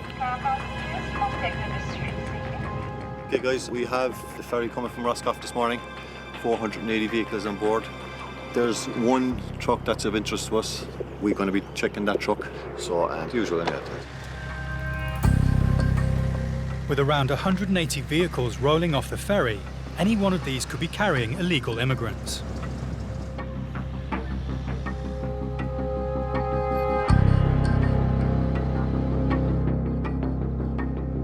The officers spot the target vehicle as it leaves the ferry, and they pull it over as it heads to leave the port. They now move in to perform a thorough search, before deciding if the truck will be allowed to enter the country. Can I just have a quick look in the back there, you don't mind? Thanks very much. No, it's empty. We checked over at the far side. 3 times you were checked. The Garda are prepped and ready to act, should anyone be hiding amongst the empty containers. We've had some problems the last few months in relation to that. I suppose it's just the current climate in Europe. A lot of desperate people over there trying to get a life. We're here to make sure that our borders are secure. We've had some clandestines come in on back of trailers. Yeah, I'm satisfied this is secure and there's nobody on board. They may have found nothing, but they're not finished yet. It's time to bring in the big guns. Oh, come on, Rex, let's go. Come on, Rex. Where is it? Where is it? you. Detective Garda Ray Flannery is on duty at the immigration booths in Dublin Airport. How long are you going to stay in Ireland? One more day. He's keeping an eye out for anything that may indicate a passenger is not being honest about their intentions in Ireland. Where are you going to be based? At All Hallows and then at Trinity College Dublin. A group of American students have just landed from Heathrow in the UK. You're part of the group, yeah? They're stopping off in Ireland for a few days on their way back to the US. You with the group? Yes. Do you have a second visa? No. But it seems one of the students has a problem with his visa. You have a problem then, because that visa is used. They were not supposed to, like when they signed it. The tutor arrives at Officer Flannery's desk in order to explain the situation. We changed planes. We went from. Yeah, but the visa he has is a single entry visa. Yes, and they made the people on this side made a mistake in the Irish airport, but the person stamped it accidentally because she just took the whole lot of ours and just stamped them all.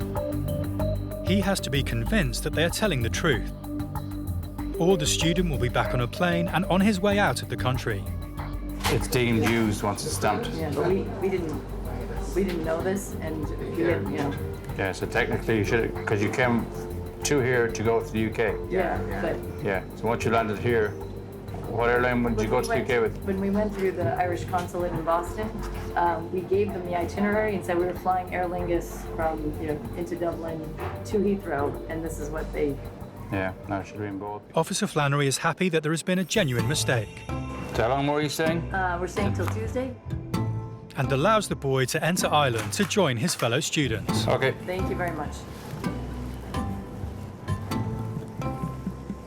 You had the correct visas, but just that the Irish visa was stamped in error. It didn't need to be stamped coming through here in transit. The next passenger at Officer Flannery's desk has flown in from Brazil. I have an Irish family, a wife and a daughter. He and his family have previously lived in Ireland, but have been back in South America. His family have flown home ahead of him, and he's just arrived to join them. We are living in Brazil, and during that period there, my GNB expired. His GNIB card has expired. This gives him immigration permission to stay in the country beyond 90 days. He will have to register again for a new card. Are you living in Dublin? Yeah. You're down the country, you go to the local, but... Everything seems to be in order, until Officer Flannery asks the man his address in Ireland. What address are you living at? When I left, what we're going to live now. When you left, you were living in... When I left, was in... The address they have on record is from 2009. Okay, when did you live in Triton? This is when we married in 2009. Officer Flannery isn't concerned about the man's intentions, but explains that he needs to keep his contact details up to date at all times. Anytime you move address, you have to notify immigration that you have moved address. Right, yeah. Okay? It's very important you do so. And we hold on to this card because it's expired. With Officer Flannery holding on to the expired GNIB card, the man will need to register for a new one. This time, making sure all his details are correct and up to date. Thank you. Okay.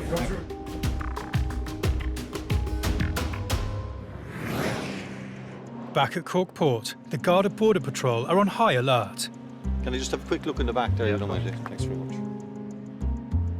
They've had a tip-off that a truck arriving from France may be carrying something or someone it shouldn't have been. There's nobody on board? So far, they've discovered nothing. Time to bring out their secret weapon, Rex. Come on, Rex, let's go. Come on, Rex.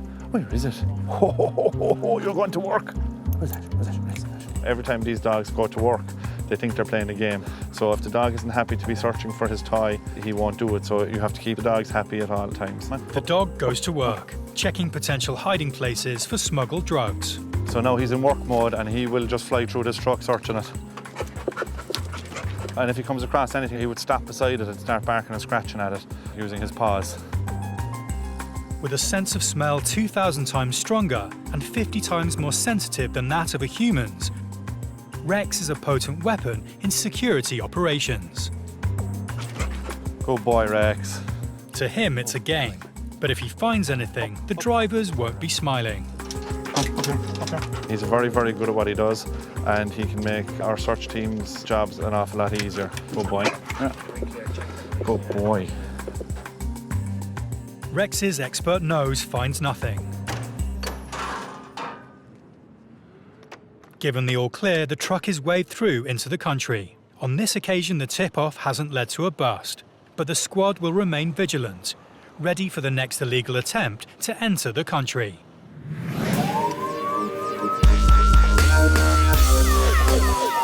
The Garda Traffic Corps patrols the roads around Dublin Port and Dublin Airport. It's their job to keep these busy entry points to the Republic of Ireland safe. Officers Paddy McElroy and Philip Earle are in their patrol car. And they've spotted something that rings alarm bells.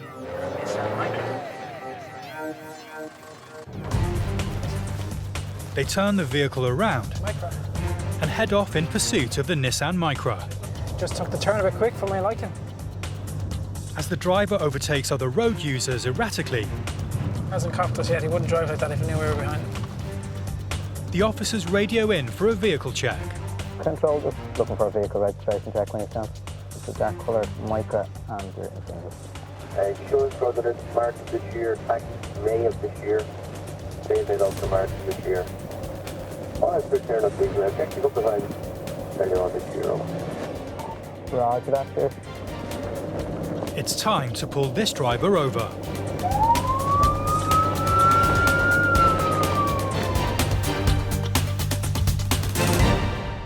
Officer McElroy approaches the car to investigate. Oh, you keep an eye on them, fella, will you? You're coming up with loads of stuff missing on your car. Missing? Yeah. Documentation. No, I just bought this car 2 years ago. Insurance in the post and I've insurance. NCT's gone. Tax is gone. No insurance displayed. Your insurance is not. I paid for my insurance every Can you month. just turn off your engine there for a second? It's off. Is it off? Yeah. Do you have a driver license on you? No, no, I'm missing. You have no identification? No.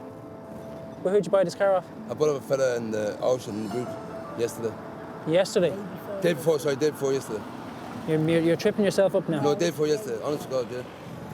Got no tax, no insurance and no NCT. It's got a male driver, female front seat passenger. The female has all the usual physical signs of a drug user. He's saying that he's just bought the car.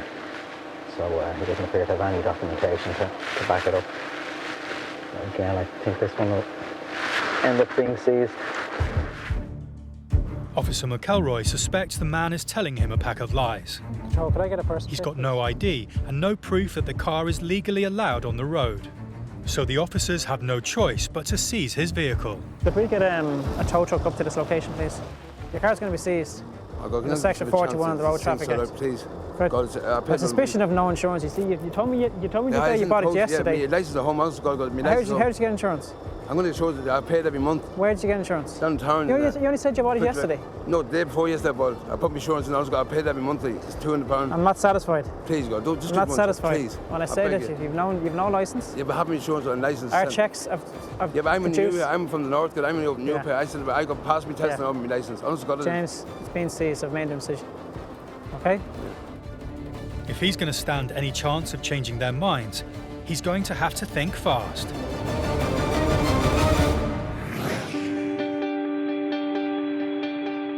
With up to 740 flights landing every day, from 180 potential destinations in 42 countries, over 4 continents. The task of keeping Ireland's borders safe at Dublin Airport is no mean feat. Hi, how are you? 30th of May. At the immigration desks, Officer O'Connell is on duty, helping to protect those borders from potential threats. How are you doing? A gentleman has just flown in from Hong Kong Five visas. and has arrived at his desk.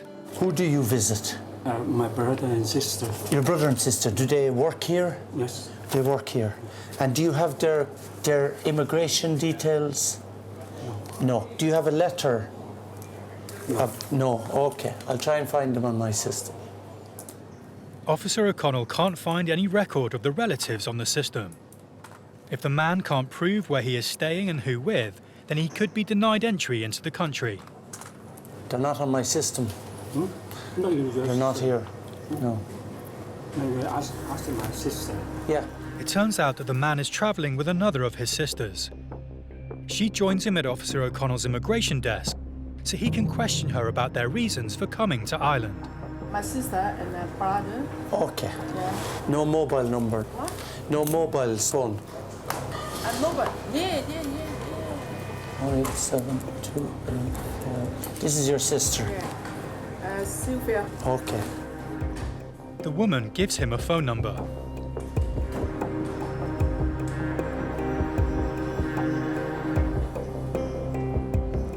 But there's no answer. Voicemail. He needs to confirm their story to ensure that they aren't trying to enter the country illegally for work. For now, they are going nowhere. Do you know your sister's date of birth? Yeah. Date of birth. Your sister. Yeah. Yeah? My sister? Yes, please. Me. Her date of birth? Yeah. And on top of that, the language barrier is starting to become a problem. Date of birth? Date of birth? Yes. Oh. Is this 1948? Yeah. 1948, September. Maybe. Okay. And born in, or nationality Hong Kong? Yeah, I'm from Hong Kong. Okay. No records. He tries to get through again.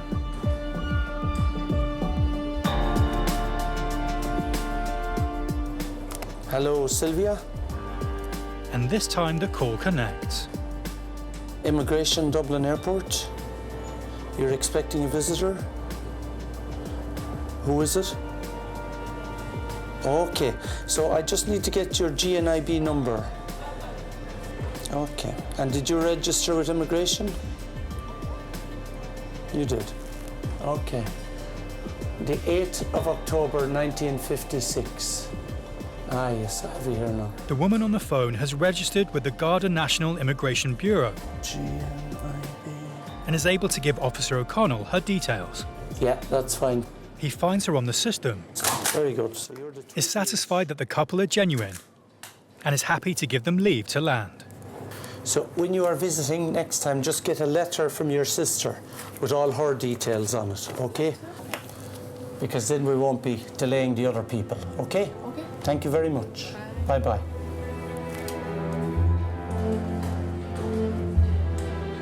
If they hadn't any contact details, it's grounds to refuse, to be honest with you, because they're telling you they're coming to visit people, and if I can't find them on the system, that means they're probably not here legally.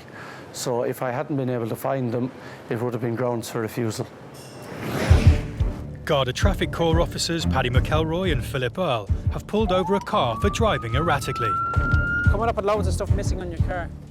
They suspect the driver is being far from honest with them. I'm not satisfied. Please, God, don't just I'm not satisfied. Please. He's got no tax, no insurance, and no national car test certificate. And on top of all that, he can't produce a driving licence. It's been seized, I've made a decision. Okay? They've seized the car. But before the tow truck arrives, it's time for a routine search. Yeah, we're going to give it a quick search. You have nothing in the car that you shouldn't have. No, don't use me. Do you take any drugs at all? Drink. Drink? Yeah. Food.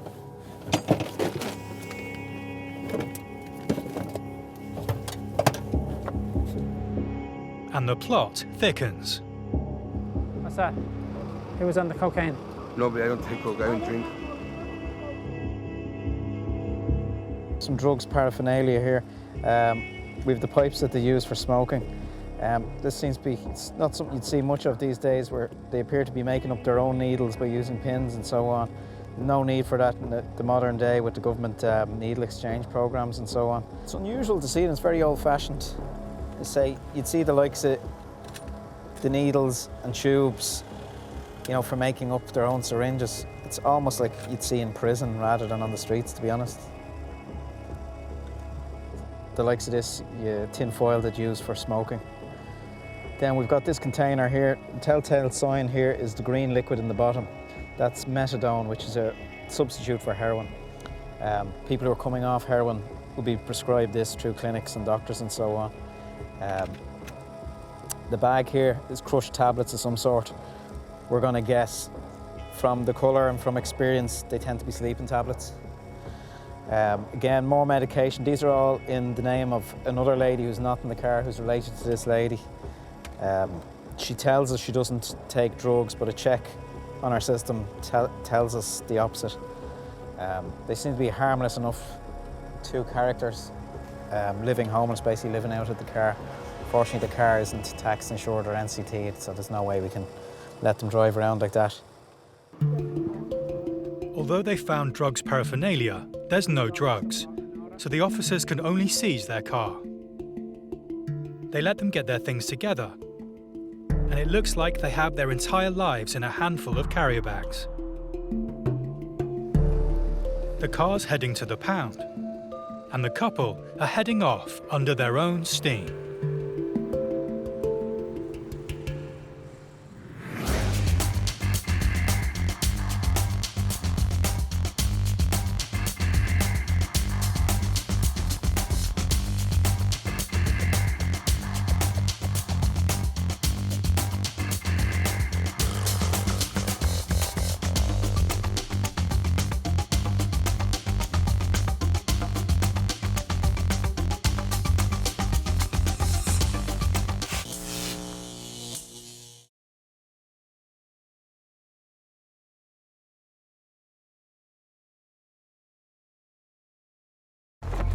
In the world today, protecting a country's borders is vital. It is seen as a gateway to the UK. These are the men and women in uniform responsible for safeguarding Ireland's borders. Stopping. Look at me, behind the yellow line. Searching. Have you been stopped at a checkpoint before? We just listened to me. And seizing drugs, arms and illegal goods. If anyone tries to harm me, that dog will tear them to shreds. Saving lives. I'd say about 200 kilometers per hour. And protecting Ireland's inhabitants and millions of visiting tourists. You could have been here 100 times. It doesn't mean that you're guaranteed to get in the 101st time. They police the ports. But you have to make sure there's definitely nobody underneath the vehicle.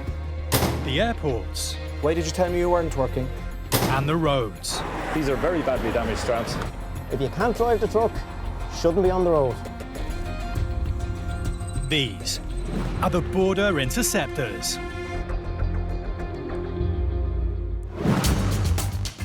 Coming up, a failed former asylum seeker returns to Ireland.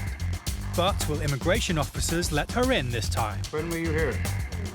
2003. A checkpoint outside Dublin has the traffic cops seizing illegal vehicles off the road. There's just too many things wrong with it. And problems with a passport risk a passenger's entry to Ireland. I can't find anywhere to land a stamp. I think it's stamp.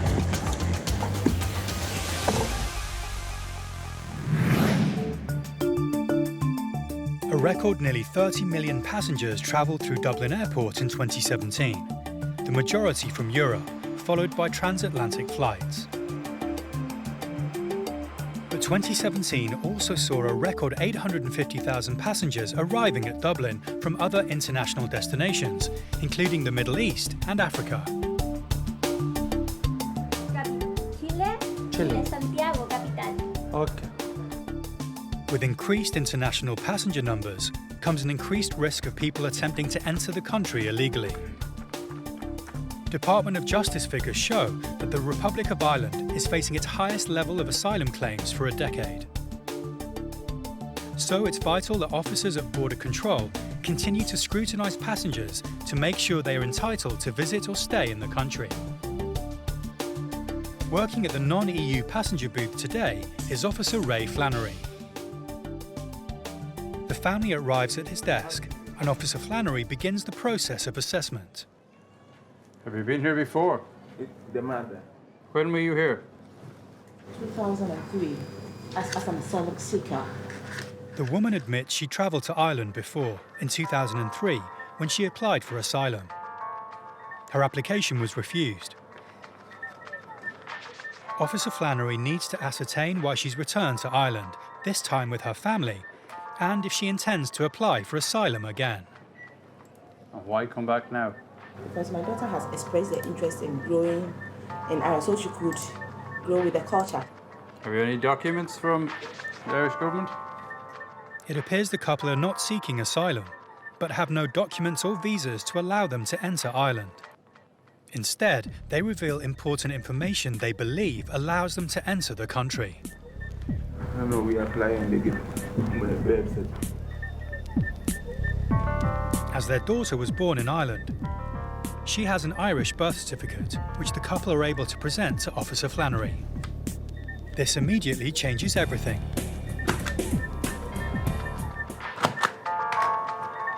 Born before the 1st of January 2005, their child is an Irish citizen and entitled to be in the country. Yeah, stand right back to the wall. And as her legal guardians, her parents are also allowed to enter the country. Officer Flannery processes them. Taking their photo for the immigration database, he grants the family an initial 90-day stay in the country. Now you must go to local police in Ennis within 3 months and they will register you there and extend your time. They have the child's birth cert and Irish passport, so they have proof that the child is Irish and is entitled to be here. Just push. Despite previously being denied asylum, the family are allowed into the country and are making plans. At least my daughter will have the chance of, mixing with, the Irish people, so that when she grows up, she's not left out. Otherwise, if you're an Irish and then you come here and you're a stranger and in your own country, so I'm happy that my visa application went through and I'm finally here in Ireland. I'm really happy. Patrolling the roads outside of Dublin Airport are traffic officers Paddy McElroy and Philip Earle. Stationed on a major route linking Dublin and the rest of the country, the officers have set up a roadside checkpoint to spot check vehicles and to get those breaking the law off the road. Officer McElroy pulls over his first vehicle. How are you, sir? You know your tax is out of date here? Oh, you have your mobile phone in your possession as well? So that's 2 different offences you committed in the space of 2 seconds. All right? Sort it out, will you? Given it's just out of date, on this occasion the officer lets him off with a verbal warning. The tax is only 0418. Obviously he's trying to avoid it. So you can see the first car we stopped. The officers pull over any vehicle that looks suspicious or has been flagged for out-of-date tax. How are you, sir? A few issues there. Did you? Well, pull in there for a second, will you? Just want to have a chat with you. Can you tell me what's the story of the tax? And it's not long before another car is stopped. Right, do you have any proof that you just bought on the 19th of June? Patrol, I'm just looking for a reg check in Balbriggan if I could, please. While waiting for the registration details to come through, the driver reveals something else about the car that doesn't help his cause. A failed National Car Test certificate. So failed on the front suspension, anti-roll bars, seats, child seat in the back insecure, side lamps, and the intensity of that wasn't the correct. I have to get all those checked. The results of a radio check come through, and it only adds to the situation. The driver has lied about the purchase date of the vehicle. He's had plenty of time to ensure the car was road legal. There's only one option for Officer McElroy. All right, Gareth. You have this since the 5th of February, do you? We bought it, sold it, You bought it and sold it and bought it again. You know this vehicle's going to be seized when you don't understand that? Yeah? The vehicle's not NCT'd. There's just too many things wrong with it.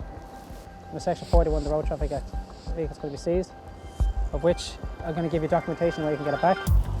With one car seized and a queue of cars waiting, Officer McElroy is straight on to the next vehicle. Right, so your tax is out a year? It's not taxed in the next month. I'm going to be ringing and we're checking. I want you to produce the document and say that you've changed it back into your own name. Yeah, no, that's perfect. Yeah. As her tax is only just expired, the driver has a month to provide evidence she has re-taxed her car. But it's not looking so good for the next driver. What's the story? You've no insurance? You've no insurance? No, I have insurance. So... With a number of Shannon's flights arriving from non-EU destinations, border control is tight, and all procedures are followed to the letter. A flight has just arrived from Boston, and the immigration officers are performing the checks at passport control. Sometimes remembering your passport isn't enough. How long will you be here? Entry-only stamps are issued in the Republic of Ireland. They're granted by immigration officers, giving you official permission to enter the country. You're running out of room, ma'am. And having room for a stamp is a requirement. Your passport is full. I can't find anywhere to land a stamp. You can be turned back for that, you know that. It is actually a reason for refusal. I don't know if many people know that or not, but they can be sent back. It's a worrying situation for the passenger.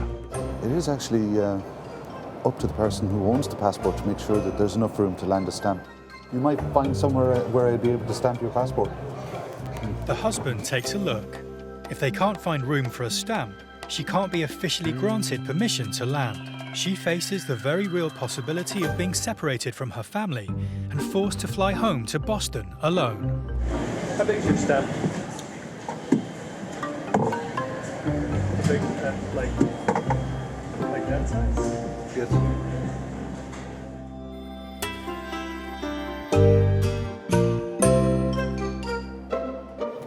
I'm going to try and find some corner of your passport to do that. The officer makes his decision. But there are other jurisdictions that wouldn't accept this, you know.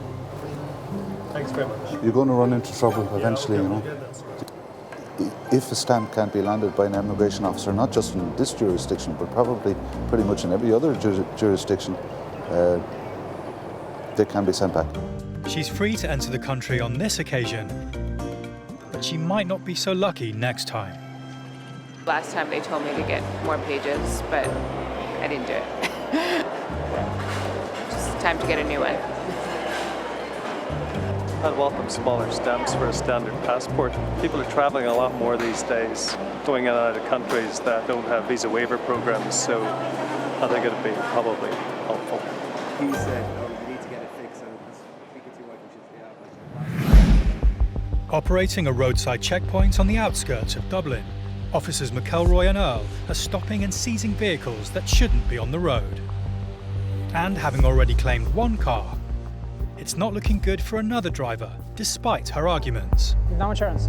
No, I have the insurance. So you're not putting the insurance. No, this vehicle's being seized now, okay? You're not driving this car further than here. It's very stressful for me. Yeah, well, if I let you drive 2 minutes down the road and you're involved in the crash, you've no insurance. What's that make me look like? No, because I'm only going to park. I know you're only going. You could only be driving into that driveway and still be taking it. You've told me. The problem, if it's live there, we need to pay the money. That's the problem. But you have told me you've no insurance. That's a big offence. Because if you don't want me to lie to you, have the insurance, you can't see it. No. So the vehicle is being seized. I know it's seized. So can I get your name? Yes, of course. I will write my name on this. And you want to make your way down to the motorway and get the taxi home. To get their cars back, the drivers need to produce valid tax and insurance documents. And it needs to be done promptly. If the cars are not claimed after 3 weeks, there's a possibility they will be crushed. Detective Garda Mick Lally is on duty at Dublin Airport, checking passports and helping to safeguard Ireland's borders. The next visitor in line is an American lady who has arrived to work with the charity looking after elderly people. And who are you working for here? Friends of the Elderly. It's a non-profit based in Dublin. Where is it? On 25 Bolton Street. And do you have a date for return home? Yes, August 20th. Will you definitely go on that date, yeah? Officer Lally has to ensure that the information she is giving is legitimate. If it doesn't check out, he could put her straight back on a plane to the US. Meanwhile, at Detective Garda Ray Flannery's booth, a young Australian girl has handed over her passport. But Officer Flannery isn't happy. Problem is that you've had a refusal in the UK, so Yeah. that generally creates a problem here. If you've been refused there, you don't generally get permission to come in here. And the only grounds they gave you for refusal was that you didn't have a work permit. Would you not have thought to look for one before? Well, I had thought that if I started just training or working there, No. then I could apply for one. No. But no, you All have has to be obtained beforehand. Yeah. So they refused you and then they allowed you into the UK. for 3 days. With a refusal already on her record, it looks like the girl is going to become one of the 4,000 people turned away at Ireland's borders every year. Meanwhile, Officer Lally checks that all the details of the charity worker are correct and her paperwork is valid for her stay. What did you say is the name of the place? Friends of the Elderly. Satisfied that everything is in order, he takes her photo for the immigration database. Now, will you just stand there to get your photograph, please? He explains that he's given her the maximum length of stay that he's allowed to. If she wants to stay longer, she'll have to apply for an extension at the immigration office in Dublin. Now, I've given you till the 30th of August. That's the longest I can give you, so if you decide you want to stay on for a few days, you'll have to go to immigration and tell them, you know. Officer Lally returns her documents and allows her to be on her way. Yeah. Okay. Back at Officer Flannery's booth, though, the young Australian isn't having as much luck. So how many days do you intend coming here for? In total? 2 weeks. 2 weeks. How much money do you have with you for your stay? I have 900 euros. Unprepared and travelling without the correct work permit, he needs to assess whether he thinks she is a risk to island security. Where are you going to stay here? In Westmeath, Southern Ireland. Westmeath, okay. Okay, so you're going to stay with him for 2 weeks? Yes. And then? Fly to either Dubai, direct from here, or just use that route if Emirates won't let me change. Fly from here to Düsseldorf, then just use that. Okay. Right, I'll allow you 2 weeks. Okay. Happy she is telling the truth and has enough funds to support her proposed stay in Ireland, he grants her access for 2 weeks. After that, she will have to leave Ireland and apply for the correct work permits to return. Hopefully the visa will only take up to 3 months maximum. They have already notified us, and then I'll return to the UK to work. At Dublin Port, preparations are being made for the arrival of a massive international cargo ship, the San Fernando Rey. And that includes making sure security is tight. A record 36.4 million tonnes of cargo passed through the port in 2017, including half of Ireland's oil and 80% of its freight. So keeping on top of safety and security is a vitally important job. The San Fernando Rey needs careful attention. At 137 metres long and weighing over 12,000 tonnes, it can only be docked at certain times of the day when the water depth in the port is deep enough.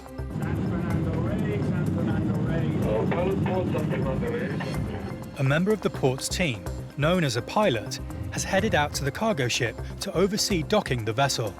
Safety is paramount. With a boat this big, an accident would be hugely dangerous. With his knowledge of the port, the pilot ensures the ship can safely dock. His presence is a requirement for all large commercial vessels arriving at the port.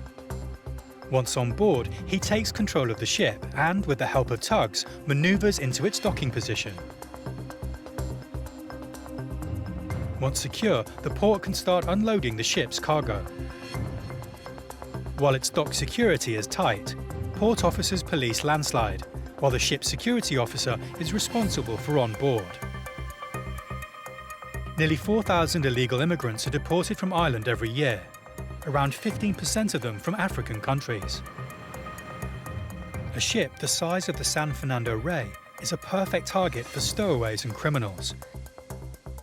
And while the ship is docked, the security officer makes regular security searches. Usually we made the security round around the ship every 4 hours. When I'm making a ship search, I'm looking for persons which I've never seen, and maybe some strange or unknown, for me, unknown objects. On this occasion, the security search turns up nothing. But he'll need to remain vigilant until the ship finally leaves Dublin port. Roadside checks have become a vital tool in the Road Safety Authority's battle against unroadworthy vehicles. Right, thank you. Bye-bye. Officer Liam Lawler is manning a roadside checkpoint. This trailer is going to need further investigation. You have no number plate, no brake lights, and no right indicator. Yeah, but when I go, it was working, you know what I mean? Are you Polish? Oh, Slovak. Slovak. Being part of the EU, driving on a Slovakian licence is perfectly legal. But breaking Irish traffic laws is not. Okay, you don't have a licence to pull a trailer because this trailer has a maximum authorised mass of 2,700 kilos. You don't have the category here to pull the trailer, which is BE. Ah, yeah, okay. But you don't have that. Yeah, I have. Yeah, this is a car licence. Yeah, but I did this 96. I pay a course for that in Slovakia that I can pull the trailer. It clearly shows here the EB licence or BE, which is the same thing, car and trailer, which you don't have. Yeah, this 96 means that I can pull any trailer to the size of 4.5 ton. But you don't have the actual category licence to pull a trailer at all, according to this. Well, there was a few things. The trailer didn't have proper brakes. There was no number plate, no brake lights, no indicator on the right. But the real issue was the licence. He had a code 96 from Slovakia. Now, I don't understand the codes because obviously if there's 96 codes, he wouldn't remember them. But what it basically said was that he could pull a trailer up to a certain weight, which was 4,250 kilos, without what we would call a trailer licence, which doesn't make sense. This trailer's too heavy for the truck, and Officer Lawler believes the driver hasn't even got the necessary licence to pull it. Yeah, I know. That's why I did this licence. And your van, I think, is 3,500 kilos, is that right? Yeah. A design weight? Yeah. So it needs... Yeah, but that's why I did the licence for pulling the trailer. No, you didn't. Officer Lawler is suspicious. I can prove it. Where did you do your test? In Slovakia. How long are you in Ireland? I'm 15 years.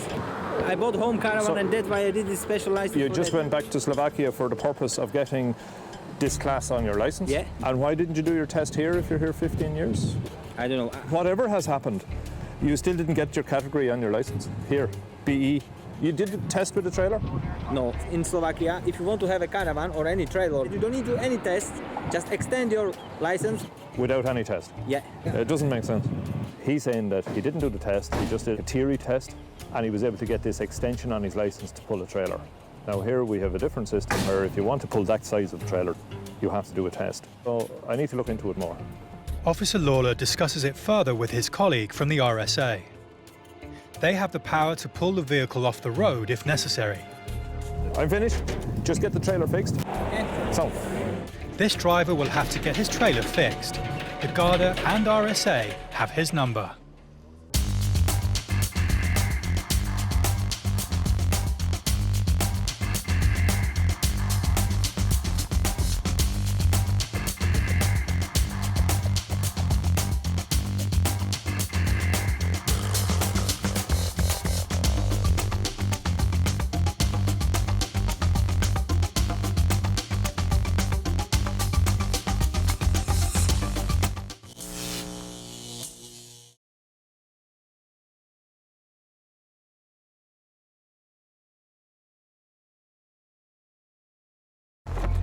In the world today, protecting a country's borders is vital.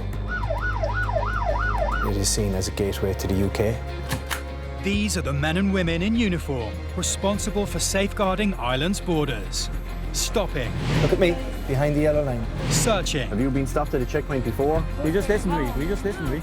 And seizing drugs, arms and illegal goods. If anyone tries to harm me, that dog will tear them to shreds. Saving lives. I'd say about 200 kilometers per hour. And protecting Ireland's inhabitants and millions of visiting tourists. You could have been here 100 times. It doesn't mean that you're guaranteed to get in the 101st time. They police the ports. But you have to make sure there's definitely nobody underneath the vehicle. The airports. Why did you tell me you weren't working? And the roads. These are very badly damaged straps. If you can't drive the truck, shouldn't be on the road. These are the border interceptors.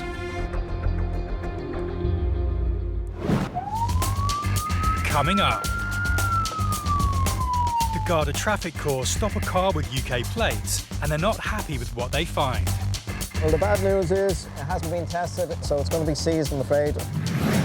A truck driver at an RSA checkpoint faces the prospect of a prison sentence. Worst case scenario, €5,000 and or 6 months in jail. And at Dublin Airport, the border guards are doubtful about a passenger's intentions in Ireland. I asked your sister to give you a letter of invitation.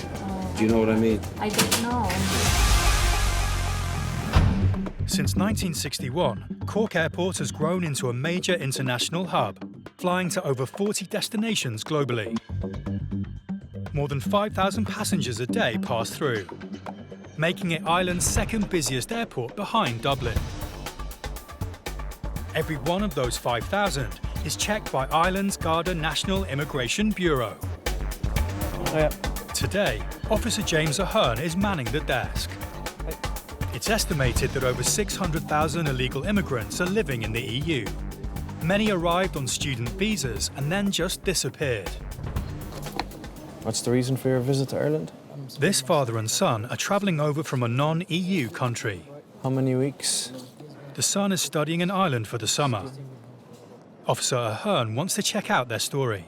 Do you have a letter from the school or some kind of... It is in my bag. He claims the letter is in his bag. And his bag is beyond the passport gate. Okay, what we'll do is I'll keep the passport. I'm going to ask you to go and get that letter from the school so I can look at it, okay? Should I pass through? Yeah, you can pass through. I'll keep your passport, all right?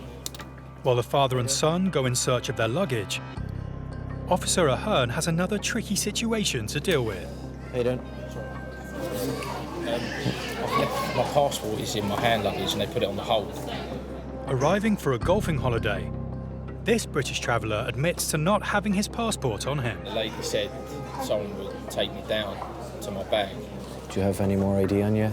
I've only got, no, I haven't. I've got a photo of it, hasn't got my face on it. Because I sent it, it's for the details. Got nothing else on me. Only my boarding pass, that's it. Right.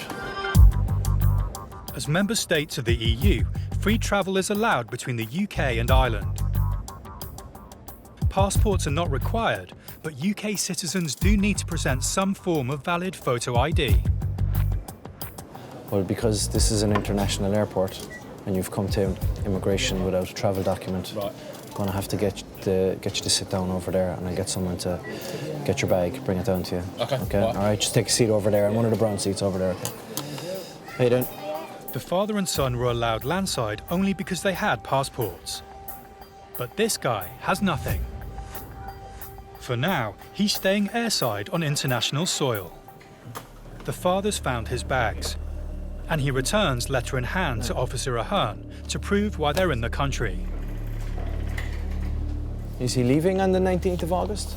Yes. We have his Not the 20th, the 19th. Yeah, I have his ticket. Would you like to see it? Okay, no, if you're telling me it's the 19th, I'm happy enough with that. It all checks out, and their passports are returned. Thank you. They're now officially allowed into the country. But the golfer is in trouble. He needs to find some ID. And with a queue of passengers at Officer Ahern's desk, he's going nowhere fast. Every month, nearly 2 million cars cross the 500-kilometre border between Northern Ireland and the Republic. Many of them stay without being re-registered, and this is illegal. Officers Paddy McElroy and Philip Earle of the Garda Traffic Corps have found a suspect car. Its UK plates have rung alarm bells, so they've moved to investigate. If that isn't taxed, insured and so on in the UK, the vehicle can be seized. Morning, sir. How are we? Sorry to disturb you. Just checking that you're on foreign registered vehicle there. The driver doesn't own the car. It belongs to his son-in-law, who has recently moved from Scotland to Ireland. Basically what he's saying is it's his son-in-law's car. He's moved over recently from the UK and he made arrangements to put it onto Irish registration plates back in March. 4 months on it is a bit much. Okay, I take it it's totally road legal in the UK, then it'd be MOT'd and taxed and insured and so on. Okay, just be a moment, so we run a quick check. The driver thinks he can pull the wool over their eyes in his UK car, but he clearly doesn't know about cross-border cooperation. And it's not long before the Garda get what they need. Now, sir, that's not adding up, I'm afraid. A quick check online is telling us that it hasn't been taxed in over 2 years and it hasn't been tested in over 2 years either. So it's not road legal in the UK. Now, sir, just be a moment, we'll make a few checks. And when they decide to investigate the driver, the plot thickens. Control, would you have to give us a person to your Connaught Road, please? Roger, go ahead. So he's going to come back with any incidents that he's been associated with, if any. That was Section 41 back in 2010. Section 41, he said a car previously taken off him. I think we've bad news. Yeah, I think so. He's got previous, and their minds are made up. They're taking him off the road. Now, sir, sorry for the delay. Now, I checked you'd previously had a car taken off you in 2010, I see. Well, the bad news is I'm not happy that it's road legal in Ireland. I say it hasn't been tested in over 2 years in the UK. It definitely hasn't been tested in Ireland, so it's going to be seized, I'm afraid, under provisions of Section 41 of the Road Traffic Act. What I have to do is make a lawful demand for you to produce all your documents within 10 days. So that's your certificate of exemption or insurance and a certificate of roadworthiness, the MOT or NCT for it. If you fail to do that, you'll end up in court and being prosecuted. It is a penalty point matter, obviously, driving a car that's untested. And if he doesn't have insurance, he's facing a ban. The next place this driver is heading for is the courtroom. Back at Cork Airport, and border guard James Ahern has been approached by a passenger. My passport is in my hand luggage and they put it on the hold. The lady said someone would take me down to my bag and then I can show it to you down there. Do you have any more ID on you? No. All right, just take a seat over there. I'm one of the brown seats. The passenger is being forced to play the waiting game while he tries to work out how to get his documents. If he can't provide some form of photo ID, he could be on the next flight back to the UK. He's not travelling alone. His friend has already crossed the border. He hopes to track them down via text and retrieve his passport that way. This is an international airport. You can't come through immigration without your passport or travel document. The airline and its handling agents are under obligation to remind all passengers if they take their bags off to remove their travel documents from their bags. So this creates a big problem for us and for the passengers. The text got through. Yeah, you can pass through. And his friend finally appears with his bag. With his documents to hand, he is able to return to the immigration desk. You understand that because it's an international airport, we need to see a travel document before you can pass through immigration? I wasn't expecting to get through without it. I just thought... Yeah. Okay, very good. Thanks for that. Okay, thank you. Bye-bye.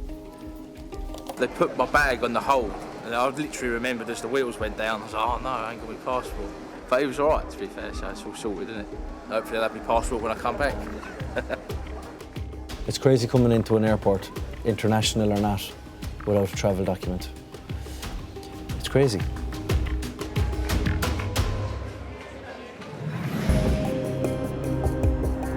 Road Safety Inspector Jim Fleming is manning a checkpoint outside of Dublin. They have selected a busy stretch of road as trucks are required to deliver goods across the borders. I'll just have a quick look at this download. I'll be back to you. The Road Safety Authority use these checks to ensure that all vehicle safety regulations are being followed. If a driver is found to be operating outside the limits of the law, the RSA have the power to seize the vehicle and impound it. Inspector Fleming's next truck is an import. Companies often import trucks from the UK and re-register them in Ireland, saving them thousands of pounds. My name is Jim Fleming. I'm a transport officer at the RSA. I just want to have a look at your tacho and go through the licence and details with you. All trucks operating in the EU are required by law to record on a tachograph detailed information about every journey they make. If they don't comply, they can face fines in excess of €3,000, as well as 4 months or more in jail and a 6-month driving ban. In 2014, the RSA took nearly 300 prosecutions to court. I'll just have a quick look at this download. I'll be back to you. The Tacho download will allow him to see if the driver is keeping to the strict regulations on driving hours. So we'll just have a look at the download now and see. Drivers have a personal driver's card to use in the Tacho whilst on shift. You can see there last Tuesday the vehicle was driven for a day with no driver card in it. There's a problem with the driver's card. Jim is now more than suspicious about the truck's activity. No card should mean no journey. Tachograph is not in compliance with the regulations. The Tachograph has also revealed to him that the vehicle has the wrong registration details and no operator license. Things don't look good for the driver. And jail time is not out of the question. I was driving there for a couple of days, but I can't just stop work, you know. I put in for the card. I had my card still working while I was waiting for it. Yeah, well, driving in the last 28 days is on it. You should have held on to it. With the gravity of the offences hanging over him, the driver calls his company manager. And it's not long before he arrives. I'll just read this back to you because you're in it as well. I just need to go through this. What's the fine for that? Worst case scenario, €5,000 and or 6 months in jail. Finally, the full impact of the situation hits home. Thank you. Thanks for your time. With a large fine and potential jail time on the table, the company manager will need to act fast to rectify the infringements. For now, the men are on their way with a warning. But if they don't provide proof that the problems have been sorted out, their next stop could be a cell. In 2017, Dublin was the fastest growing major European airport, with close to 30 million passengers passing through from far-flung destinations like Abu Dhabi, New York, and Hong Kong. There's a constant threat of illegal immigrants trying to get into Ireland, sometimes to stay, sometimes to travel on to the UK. It's vitally important to check each and every passenger, a task that falls to the officers working the immigration desks. Officers like Mick Lally. Will you sign that when you go home? If he suspects a passenger doesn't have enough funds for their stay, or can't prove they're here legitimately, then they're not getting in. How long are you here for? Career break for 3 months. Right. She invited me here. A woman has recently landed from Toronto. She says she's here to visit her sister. If he's going to grant her leave to land, he's going to need more information. Right, if you're coming to stay with your sister, did your sister give you a letter of invitation? Yeah, she invited me here. Did she give you a letter? Her English is good, but she doesn't understand what Officer Lally wants. No letter. So how do I know she's invited you? I don't know. She didn't. I do not know. That is the answer. I asked your sister to give you a letter of invitation. Do you know what I mean? I don't know about that letter. I don't know. Without the letter, she has to convince him that she's genuine, or he could refuse her entry. It's the night shift for the Garda Traffic Corps. Officers Mark Fay and Paddy McElroy are patrolling the roads between Dublin Port and Dublin Airport. They have spotted a car driving erratically. There he is. They head off in pursuit. Well used to drive around here at speed, not getting stopped. Until today. And it's not long before they've cornered him.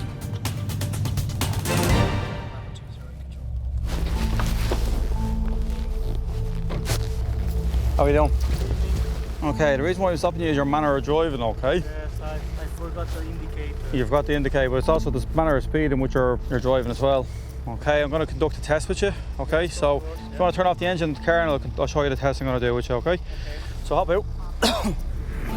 In 2017, the Garda Traffic Corps ran over 50,000 mandatory roadside checks for drug intoxication. Driving under the influence of drugs carries a maximum fine of €5,000, up to 6 months in prison, and a 12-month driving ban. I need you to take it, rub it on the inside of your mouth. When this goes blue, I'll tell you when to stop. Okay, it takes a few minutes, so you go ahead. As much phlegm as you possibly can. Let me see it. No, keep going. Just driving erratically, especially at this time of night. Anybody could still be out walking their dogs. It's the summertime, kids be out. Could still be out at this time. You just never know. Just not acceptable. The test is taking too long. They should have a result by now. Oh. Still no. Keep going. Strange. The officer inspects the test device. You broke the glass. How? You chewed on it.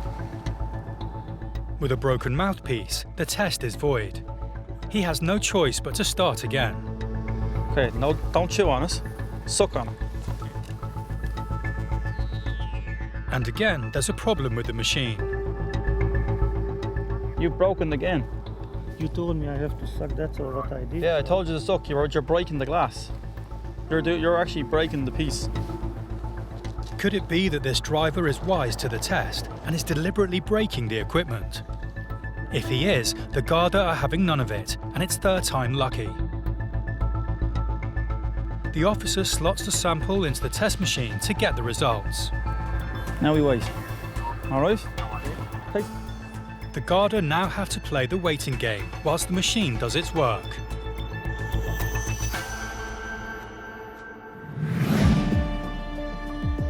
Back at Dublin Airport, Officer Mick Lally is dealing with a passenger who has recently landed from Toronto. Right, if you're coming to stay with your sister, did your sister give you a letter of invitation? Yeah, she invited me here. She says she's here to stay with her sister, but Mick's not convinced. No letter. So how do I know she's invited you? She has no proof of her reasons for coming to Ireland. You need a letter of invitation from her, because if she's accommodating you, then you don't have to show hotel bookings or that. I've been here in 2012 as well. I know, but what I'm trying to explain to you is you could have been here 100 times. It doesn't mean that you're guaranteed to get in the 101st time. You can check in my file here. Don't you guys have How do you know files? you have a file? You mightn't have a file. Well, Where did you fly from? Do you have a return ticket? Yeah. Are you going to show it to them? Oh, they didn't print it yet, but I have a return flight August 29 to Canada, Edmonton. Mick has decided how to proceed.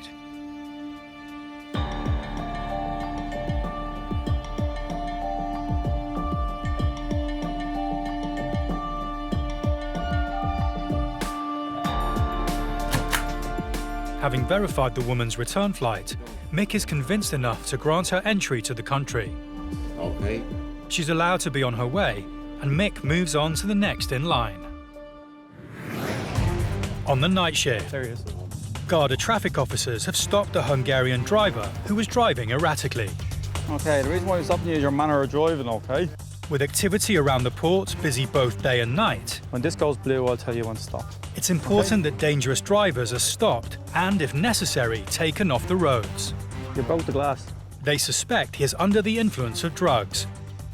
And after a couple of failed attempts, have managed to get a saliva sample from him. This machine is show everything. It shows these four things. So it shows cocaine, opiates being heroin, benzos, and cannabis. And I will lose my driving license. Well, it all depends. You'll be brought back to a Garda station. We'll get a blood specimen back off you in the Garda station, and then it'll be sent off for analysis. And if it's detected in the blood, well, then you'll be summoned to court. And then it's a 1-year disqualification off the road if convicted in court. They've been waiting patiently, and now the results are in. It's bad news for the driver. You have tested positive for cocaine. That is good So or far, bad? that's bad. Okay. Okay, so I have to inform you that I'm arresting you on suspicion of being under the influence of drugs while driving. You are not obliged to say anything unless you wish to do so, but anything you do say will be taken down in writing and may be given in evidence. Do you understand what all this means? Yes, I do. Okay. It's down to the station for a blood test to confirm the result. If it comes back positive, this man is facing losing his license, a maximum £5,000 fine, and possible jail time. Do you take much cocaine? No. that was actually Saturday night, you know. Yeah. See how long it stays in the system for? He claims it's been 48 hours since he took the drug. But that doesn't help. Cocaine can still be detected in the system in that time. Our holiday started from this Monday because the whole factory and the company is closed down completely. So, like a little celebrate, but it's really stupid. What do you work as? Fitting doors and windows. Right, so you a driver? Yeah, yes, actually, yes. So you need your license? If I lose my license, I'll lose my job straight away. A lesson, hopefully this is a lesson for you. It's a big lesson. The seriousness of the situation hits home. He's not only facing losing his license, but his livelihood too.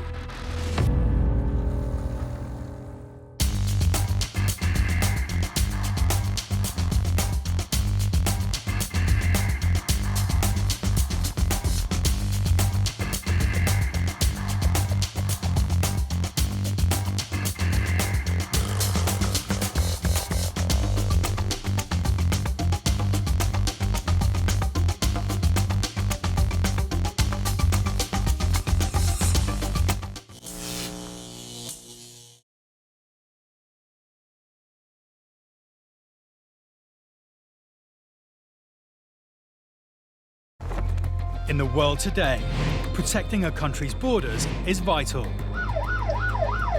It is seen as a gateway to the UK. These are the men and women in uniform responsible for safeguarding Ireland's borders. Stopping.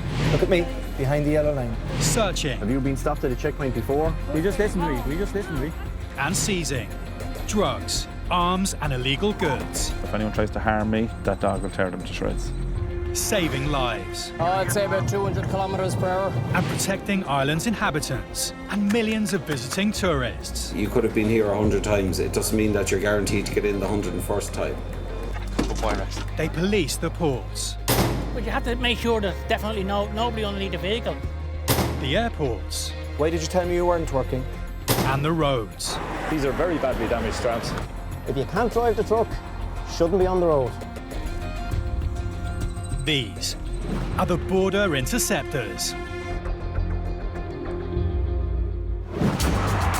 Coming up, Dublin Airport's strict immigration rules shock a traveller from down under. How long are you staying? 3 days. Keeping the borders safe, it's a race through the streets of Dublin to find a wanted car. And a young passenger flying solo. Is this person collecting you? Gives passport control the runaround.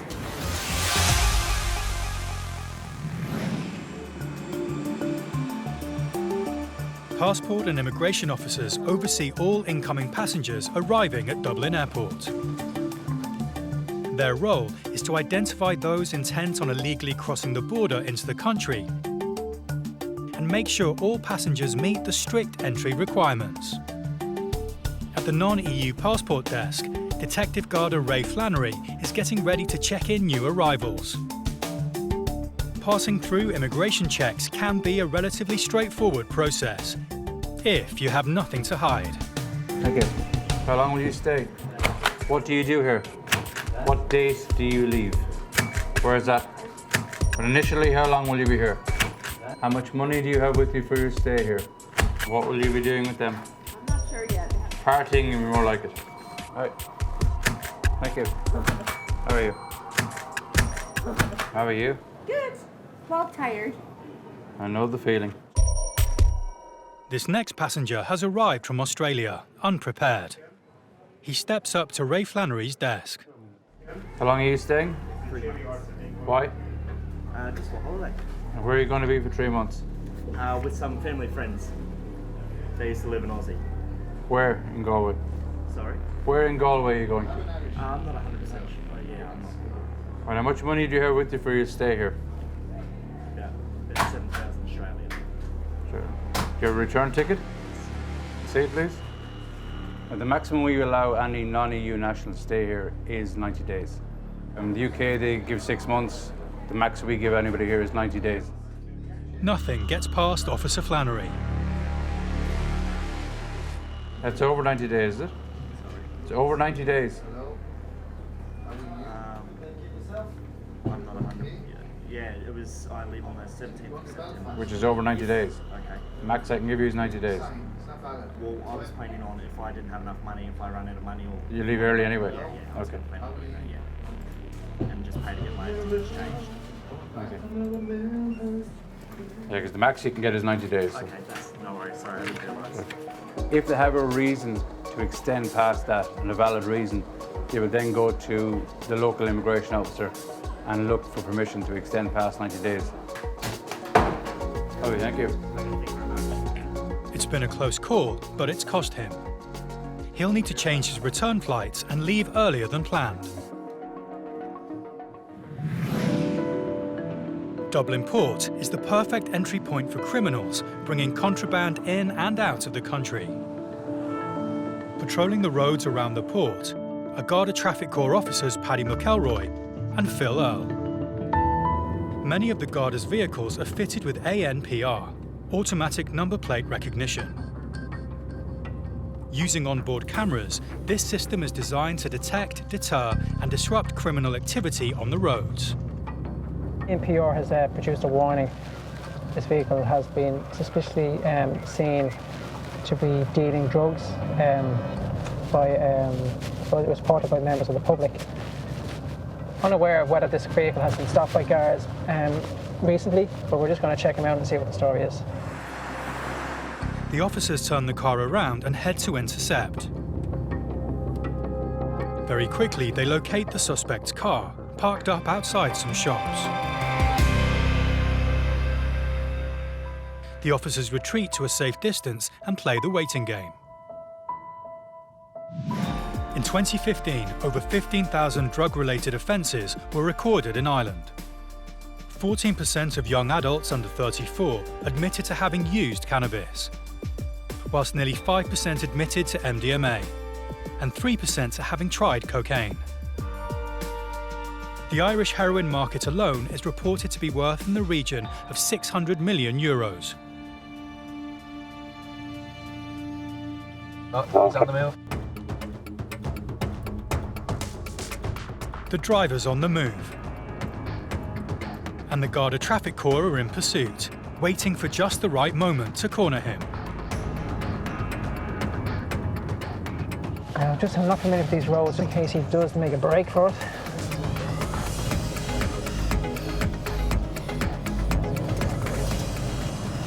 He's going into the garage there now.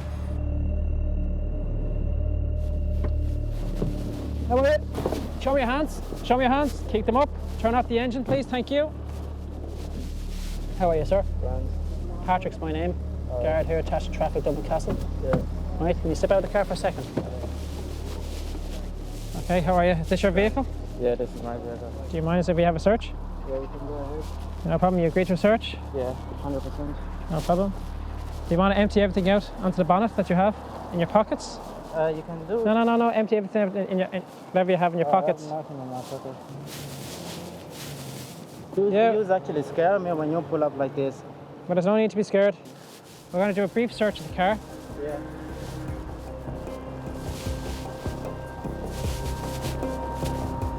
Put your arms out. On this occasion, their meticulous search of the driver and his car turns up nothing. Happy enough?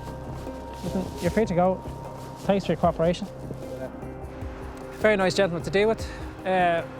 Nothing untoward found in the vehicle, so we let him on his way. The driver is free to go.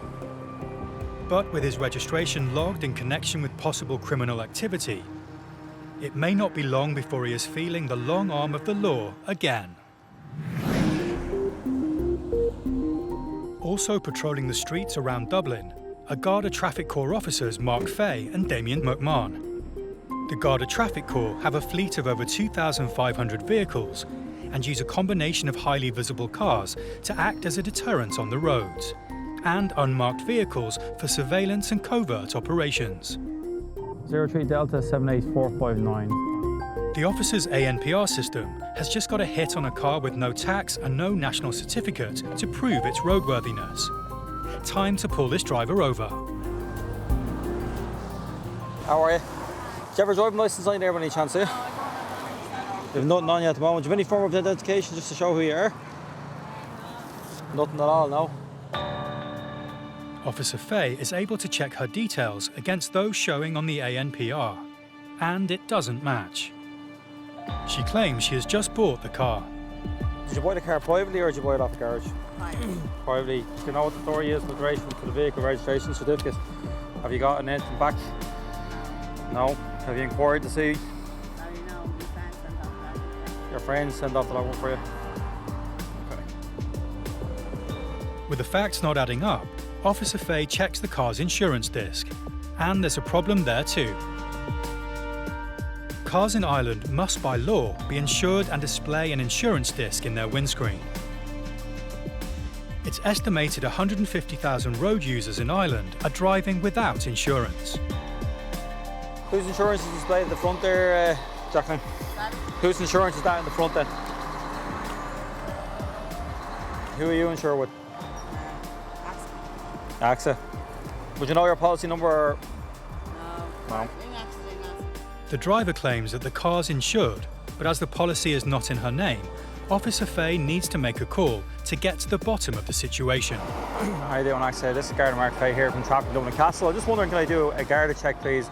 The lady says that she's covered with AXA. I just want to see whether or not you have any indication there for us.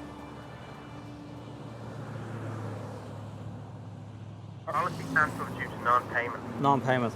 All right. All right, Jacqueline, a bit of bad news for you. The policy was cancelled as of the 26th of April.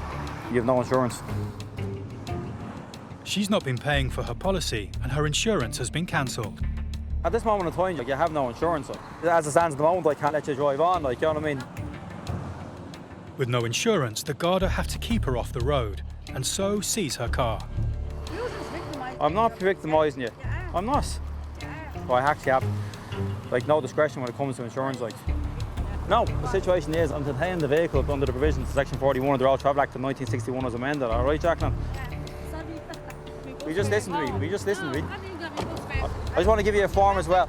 I'm being victimised. I want to give you a form then, Jacqueline, explains how to get the vehicle back. But there's nothing she can do.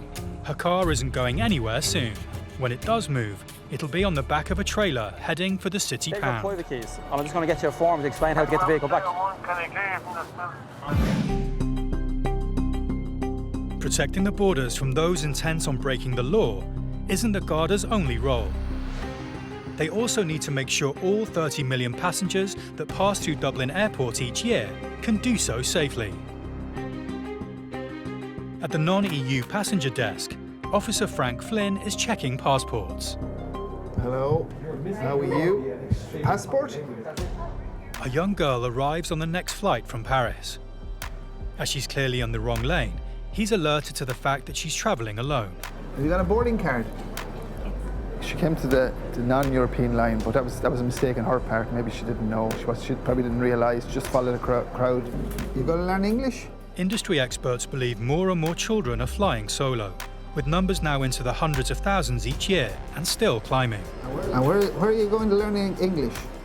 This also puts a strain on ground teams too, with greater responsibility for the safety of the youngsters travelling through the airport. Is this person collecting you? With a girl appearing to be under 16 and in need of help, Frank needs to make sure she's in safe hands when she leaves the airport. Hello?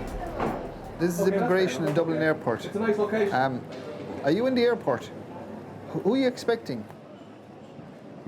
He speaks to her language school contact, who gives him some alarming news. Not with you, no? I rang the person and he said she wasn't on his list of person. Thank you. No, I'll have to ring you out. Concerned for the girl's safety and with a duty of care, Frank leaves his booth. He needs to find the school contact that he was speaking to. Hello, Noel? Are you in Terminal 2? Sometimes people come here unaccompanied. If something happens, then we have a duty of care, you know? That's why I have to check the person out. How are you, Noel? Hello there. How are you? I just saw your name and your phone number on it here. No problem, And you But the contact appears to be just as confused with the situation. She's not on my list. She's not on your list. I'm going to check. I think she's... If it can't be sorted, there's a very real chance that she may be flying home. Now, moi, je suis de l'agence de New Change, d'accord? Is there any name of the family there? I just get her now, family now. Okay. He's going to find her now. I'm sitting waiting there and over there. No, okay, I am right, indeed. okay. With the host family found, Frank checks their credentials. Lovely. That's great. I will indeed. Thanks very much. Right. It's been a worrying start to this youngster's holiday, but thanks to Frank's tenacity, all has been resolved. Met the lady and everything was okay. So it's fairly prevalent in the summer holidays, people coming to learn English here. Juveniles, unaccompanied as well, you know, so we have a duty of care, so we have to make sure that they don't get lost. Outside Dublin, this car's number plate was flagged as a vehicle of interest. Cancelled due to non-payment. Non-payment, all right. The policy was cancelled as of the 26th of April. At this moment in time, you have no insurance on it. I'm not victimising you. The owner eventually admitted to driving without insurance, and her car was seized. Back with officers Fay and McMahon, the woman with no insurance has had enough. Am I expecting home? I've no purse at me. Nothing. She's heading home on foot. She's going walking on the motorway, so... They need to stop her before she puts herself in front of fast-moving traffic. Have a chat with her there. See if you can see some bit of sense. Jacqueline, you can't go walking on a motorway. You can't walk on a motorway. Is there anybody you can contact? No. Anybody at all? No. You can't, Jacqueline, you can't actually walk down on the... Jacqueline, you can't walk down onto the Navan Road. Jacqueline, I have to stop you.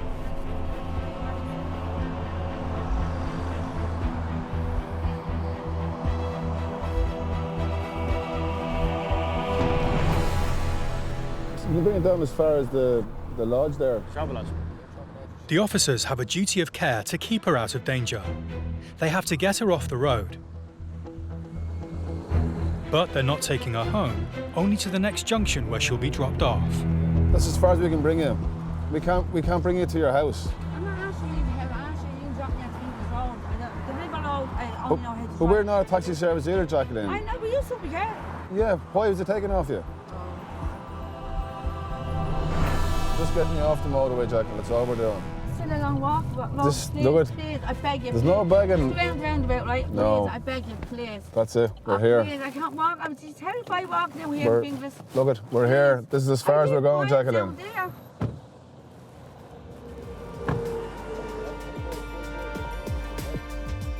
Despite her pleas, the officers leave the woman to her own devices. They then head back to her car to oversee its removal to the pound.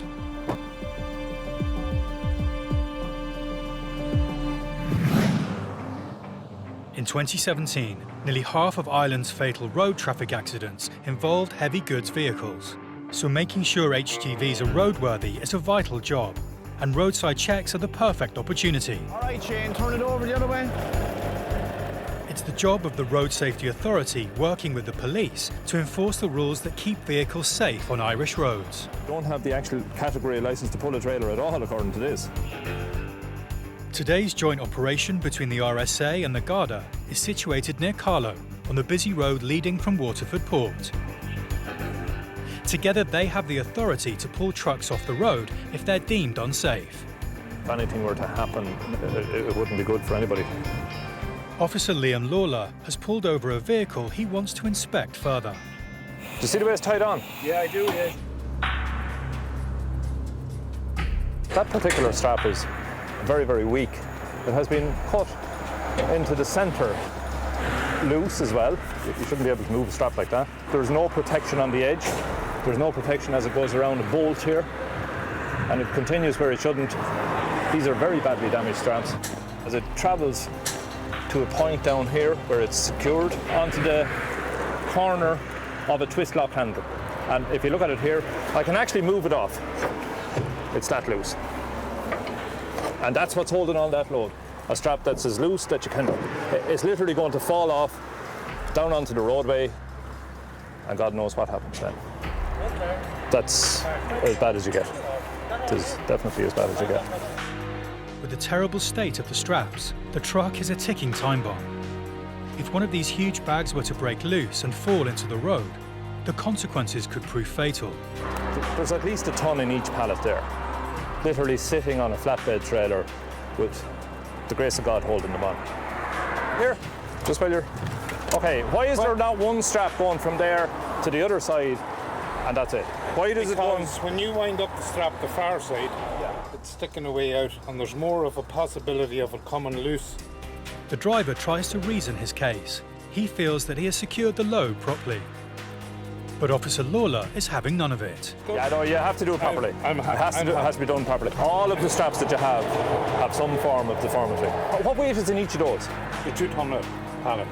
With an STF or a standard tension force of 350 kilos, he would need 7 straps to go across that if he was to do it theoretically right. He has one poor strap across the same amount. Like, he can't leave here until that's properly done. That's an accident waiting to happen. Unless the driver can locate more straps and replace the faulty ones, his truck is going nowhere.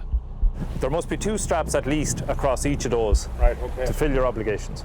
Right. All right? So 2, no, not those straps, 2 proper ones. I'm in trouble because the straps that I had are now gone. Okay, and if anybody that can come with straps... So I don't know if he's on the way back or up the road or what, I don't know. Give him a ring. He has to get twice the number of straps that he had already. He has made a number of phone calls. Even though he's not from the area, he's not allowed to continue until the straps have been properly put on.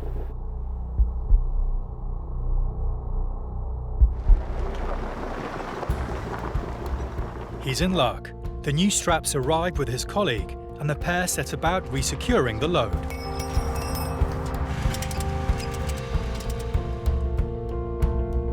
And Officer Lawler is much happier with the new straps.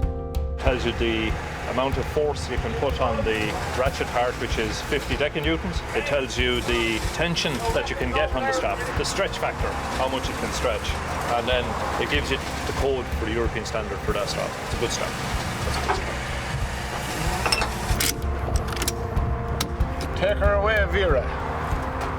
It's been rectified, but it has taken some time. It would have been well worth his while from the beginning to secure it properly, and then he wouldn't have this delay. The safety aspect here is the crucial factor. To travel with that load, 29 tons, on a flatbed, heading along the road, not being held on properly at all. Now that tells its own story.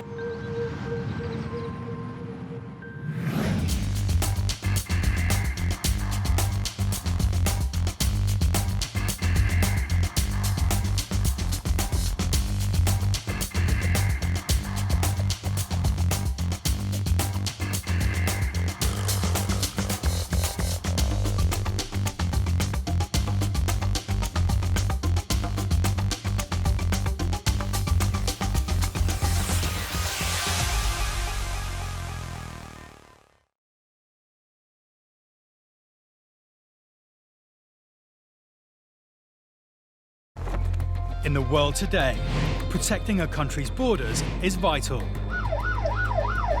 It is seen as a gateway to the UK. These are the men and women in uniform responsible for safeguarding Ireland's borders. Stopping. Look at me, behind the yellow line. Searching. Have you been stopped at a checkpoint before? We just listened to me. And seizing drugs, arms and illegal goods. If anyone tries to harm me, that dog will tear them to shreds. Saving lives. I'd say about 200 kilometres per hour. And protecting Ireland's inhabitants and millions of visiting tourists. You could have been here 100 times. It doesn't mean that you're guaranteed to get in the 101st time. They police the ports. But you have to make sure there's definitely nobody underneath the vehicle. The airports. Why did you tell me you weren't working? And the roads. These are very badly damaged straps. If you can't drive the truck, shouldn't be on the road. These are the border interceptors.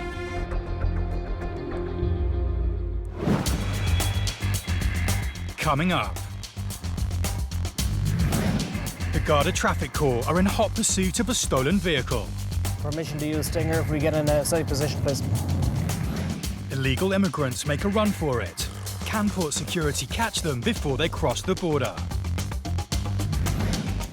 And at Cork Airport, there's an Interpol alert.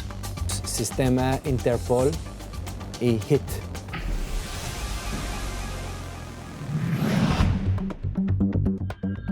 Over 2.3 million passengers pass through the doors of Cork Airport every year. And every single one of them must pass through passport and immigration. On the desk today are officers Noel Maxwell and James Ahern. Their job is to spot anyone acting suspiciously or trying to enter the country illegally. Your travel document. Border control entails the vetting of EU persons and non-EU persons to see that they're suitable for entering the state. You living in Ireland? Hello. This is border control, so by arriving here, they are scrutinised as though it could be their first point of entry into the EU. In 2017, nearly 500,000 people were denied entry to EU countries by border guards. We are high up there in human rights stakes. It is seen as a gateway to the UK. We have an economy that is back on track after a recession, and working and living conditions here are of quite a high standard. I suppose the main thing with border control policing is experience. Off the phone, take your card, stand behind the yellow line. Excuse me, hello, look at me, behind the yellow line. All right, very good. You are watching and you are listening and you're carefully scrutinising people as they're coming towards you in the lines and the queues, and then you're following that up with questions and scanning of documentation. At an international airport like Cork, immigration officers must face people from all over the world. Why did you tell me you weren't working? Because I don't understand your question. There are occasions where people may want to use the fact that they are not fluent in English. That creates a problem. A woman has just flown in from Spain and is at Officer Maxwell's desk.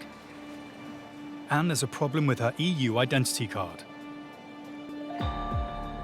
The card has had a hit on the Interpol database.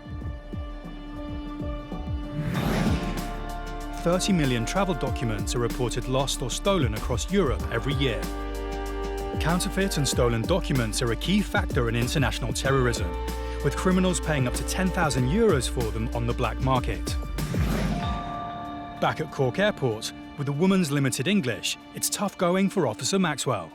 Good job his colleague James Ahern speaks Spanish. ¿Tienes pasaporte? No, no traigo pasaporte, o sea, ni me he molestado en sacarme el pasaporte. Aquí tenemos Sistema Interpol y HIT.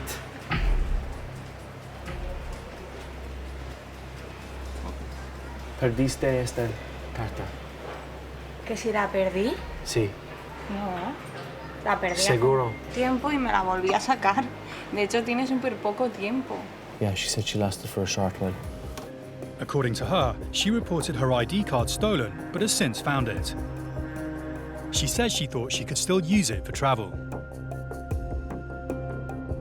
As her card's been flagged by Interpol, the guards need to make sure she is who she says she is. All the woman can do now is wait.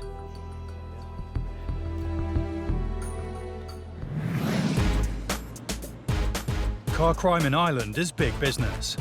Using the busy seaport at Dublin, criminals are able to steal cars to order and have them out of the country in a matter of hours. Operation Waste was set up to combat the gangs involved. Since 2015, it's estimated that over €3 million worth of stolen cars have been recovered. Garda traffic officers Damien Duffy and John Caitlin are working to patrol and secure the Irish borders in the never-ending fight against crime. We have a great emphasis on policing the port for a number of reasons. It's a point of entry and exit into the state. We have to keep our eye on people and goods coming and going that shouldn't be. There's an awful lot of very high-spec, very high-value cars being taken. Very often the keys will have been fished outside of the letterbox. That could happen in the early hours of the morning. And by 6 a.m, those cars are in containers, they're on boats, they're on ships, and they're leaving the country for destinations in Africa and Eastern Europe. It's not long before a call comes over the radio. In the Vigilance, approaching clear at the moment, blue Audi A6. It's exactly the type of vehicle that is smuggled across the border overnight. They head to intercept. Control from Tango Bravo 101, permission to use Stinger if we get in a safe position, please. Too many cars. It's too dangerous for the Stinger. No, we've been told not to use it because it's a motorway. There's too many live lanes of traffic, it's not safe. I'd say reverse, chap, because... So the officers lie in wait for the stolen car.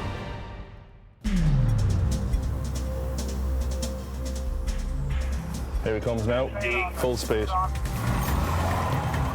Oh, lovely Audi. Oh, Ford Focus. Oh, the RS. Oh. But sure, look, follow on. Oh, I'd say about 200 kilometers per hour. The stolen Audi disappears fast into the distance. There's no way these boys in their standard issue patrol car are going to keep up. My God, that's some speed, isn't it, guys? It's absolutely scary. Luckily, several colleagues in more high-powered vehicles are already hot on its tail.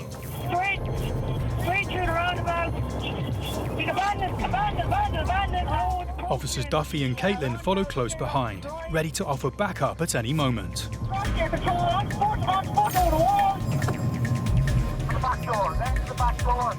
Statement has been taken. Amazing. That is a brilliant result. The vehicle that was being pursued all the way from Laois has just been brought to a conclusion. The driver has been arrested now as well. It turns out that the vehicle in question had been stolen with keys from a house in the Midlands. It's a Audi A6, nice car now. Half it in the wall.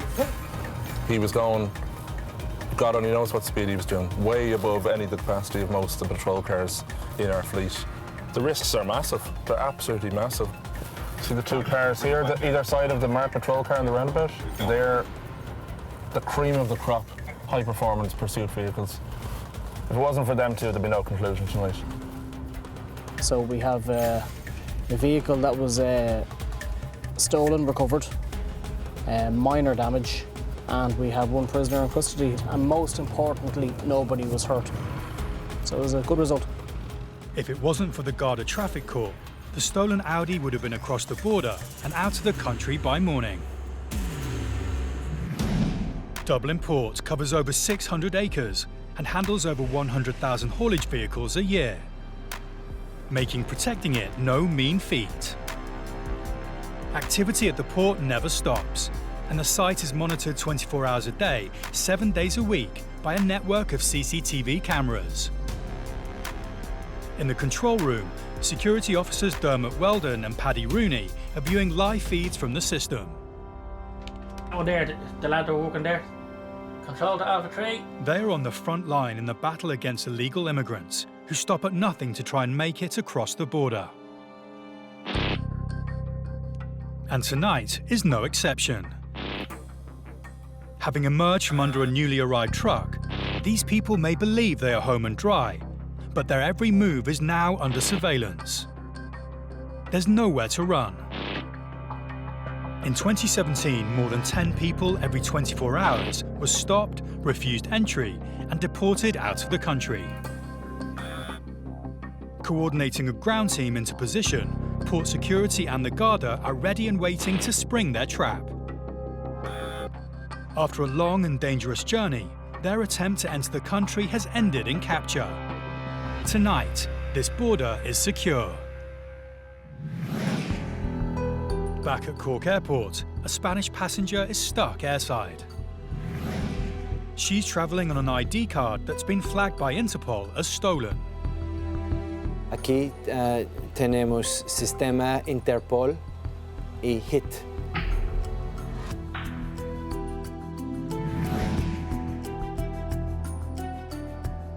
Finally, she's able to produce a Spanish driving license. Now the guards must decide if the woman is who she says she is. It's entirely down to Officer Maxwell to decide if the woman should be allowed to enter Ireland. Okay? Sí, Yeah. todo. He reviews her paperwork and is satisfied. The woman is permitted to enter the country. Okay, this is your driver's license.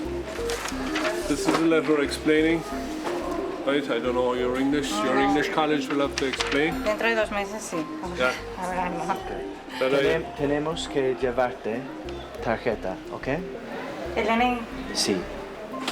I must keep this, okay, because of this. Vale. Bueno, gracias. Gracias. Hasta luego. Hasta luego. She said that she had lost her card and obviously had reported it lost or stolen and then had found it again and now was reusing it. So it comes up as a hit on the system. So we're obliged then to act on that. She had her Spanish driver's license with her, so I was happy with her identity and that, and she's here for a specific reason in the country, so she'll have to go to our embassy and get a new travel document issued. There are approximately 350,000 goods vehicles on the road in Ireland, travelling between the borders and from coastal ports to airports. It's the job of the Road Safety Authority, working with the police to enforce the rules that keep vehicles safe on Irish roads. Brake pad indicator light on as well, like. Okay, I'll take so, some details now. Yeah. Today, Garda officer Liam Lawler is part of an RSA checkpoint in Carlow. Officer Lawler has pulled over a truck and is immediately concerned by what he sees. The truck is fully loaded at the moment. Here at the back there's kegs, they're full, quite heavy actually, and there are other products on top of products here on the top, on the pallets. So you have a pallet of goods, then you have other products and other products on top of that again. So you have an unstable load. There's nothing holding this load here. The curtains are purely to keep the weather away from the product. This could be very dangerous if the load was to shift on a bend or on a roundabout or a sudden stop. It wouldn't be right to let them continue knowing that it is not a safe load. Officer Lawler calls the truck owner to voice his concerns. When we open the curtains on this, there are no gates or any form of load securing on it at all. A little bit disappointed that it's like this because, you know, anything can come through the curtains. They're purely a weather curtain, you know. We can't let them continue with the truck the way it is at the moment. Driving with an unsecured load could mean 3 penalty points and a fine of up to €5,000 for the driver. Officer Lawler tells them that unless they can rectify the situation, the truck is going nowhere. It's not long before a van arrives carrying a set of gates for the beer truck. Officer Lawler supervises as they are fitted. And I can tell you now. Why these were not put on before the truck left its depot is anyone's guess. These are the gates that already obviously have been made for. They weren't made in the last hour since we stopped the truck. So they obviously have been made already and just hadn't been fitted. This changes this load completely. Obviously, with these cages, nothing can break free. This time, the driver is sent on his way with just a warning, and a potentially lethal situation has been averted. Had kegs of beer, he had crates of beer, and for one of those kegs to come off and to hit or to damage or to go through the windscreen of a car could have catastrophic effects, really. Car and commercial vehicle smuggling is a major organised crime within Ireland.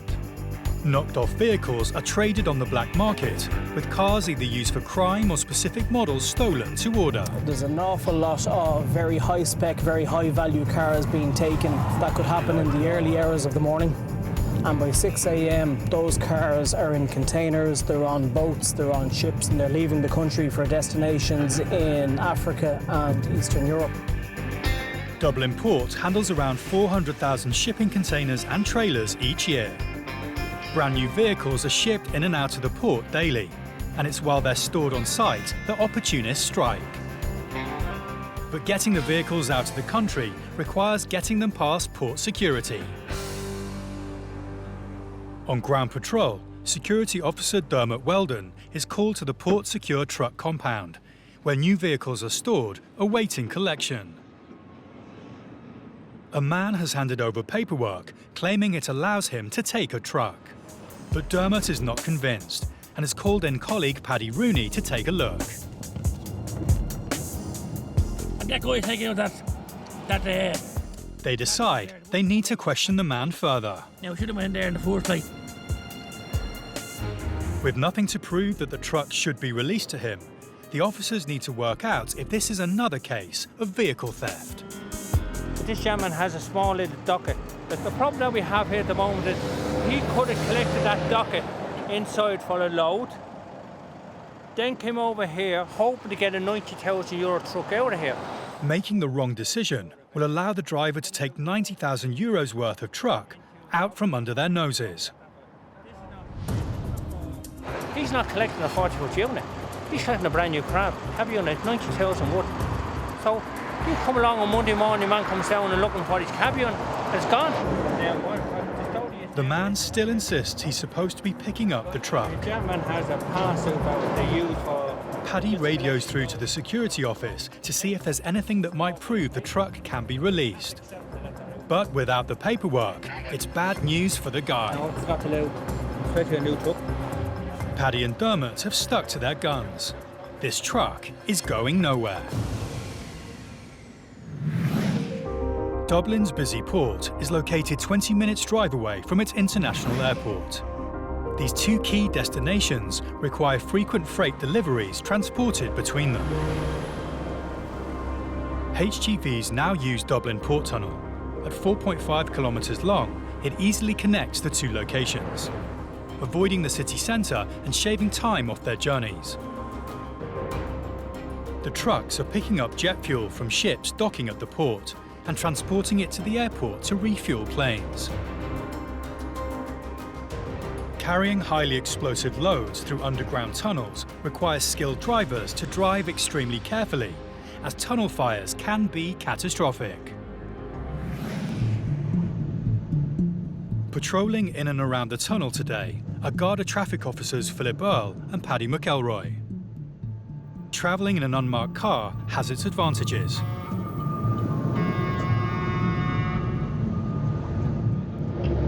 We're being flashed by the car behind for due nation. What they're witnessing now is a cause for major alarm. Heading for the airport, this driver appears to be in a hurry.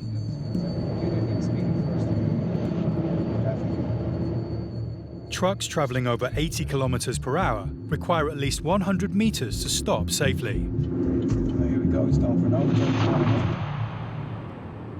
Speeding in a confined space and carrying explosive material, there's only one guaranteed response.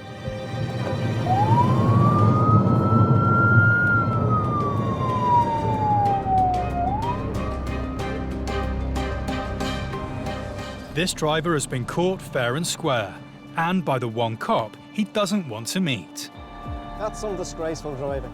I'll introduce myself. My name's Garda Philip Earle. I'm attached to regional traffic base at Dublin Castle on the commercial vehicle unit. So in other words, the man who does the trucks. So we can stop all that carry on now. If you can't drive the truck, shouldn't be on the road. I'm well able to drive the truck. Well, that's not what I'm after seeing back there. I'm after seeing you within 10 feet of a vehicle, flashing your lights. You're aware what happens when you crash one of those in a tunnel? Very much so. And that's the way we drive. Well, I'm standing on the brakes. I'm actually standing on the brakes. So you're telling me you can't control the vehicle? Oh, we can control, that's how we... Well, it didn't look like it. If this is the excuse you're telling me. We could have been an old lady driving in front of him, or a vulnerable road user, where they could have panicked in that sort of situation, where they see a large truck coming up behind them. They could either change lanes, cause another vehicle to brake unnecessarily, or there's any sort of different scenarios that can unfold as part of an aggressive driver like this. He's basically saying that he couldn't slow down the truck enough. I mean, it's incredible stuff to be saying. A professional driver with all the driver licenses, he's carrying fuel destined for Dublin Airport, and he's driving in that manner. Exasperated by his explanation, it's within the cop's power to take the vehicle off the road. I'm going to give you a ticket for driving without due care and attention. It is penalty points and it is a fine. If that was some poor tourist there thinking there's something wrong with my car, I better stop, this man wants to talk to me. We'll be looking at ambulances now, if we're lucky. I'll leave you to it, sir. Take care. He's got off lightly, but there's a final sting in the tail. He's a registered driving instructor. You couldn't make that up. The officers can take comfort that a potential disaster has been averted.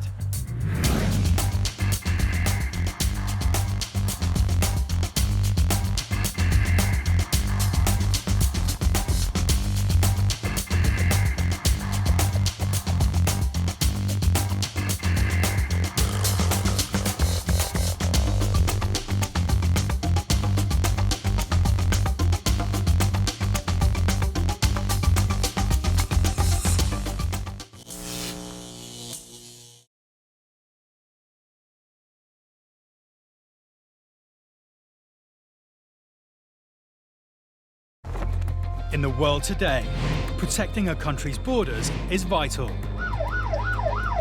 It is seen as a gateway to the UK. These are the men and women in uniform responsible for safeguarding Ireland's borders. Stopping. Look at me, behind the yellow line. Searching. Have you been stopped at a checkpoint before? You just listen to me. And seizing drugs, arms and illegal goods. If anyone tries to harm me, that dog will tear them to shreds. Saving lives. I'd say about 200 kilometres per hour. And protecting Ireland's inhabitants and millions of visiting tourists. You could have been here 100 times. It doesn't mean that you're guaranteed to get in the 101st time. They police the ports. But you have to make sure there's definitely nobody underneath the vehicle. The airports. Why did you tell me you weren't working? And the roads. These are very badly damaged straps. If you can't drive the truck, shouldn't be on the road. These are the border interceptors.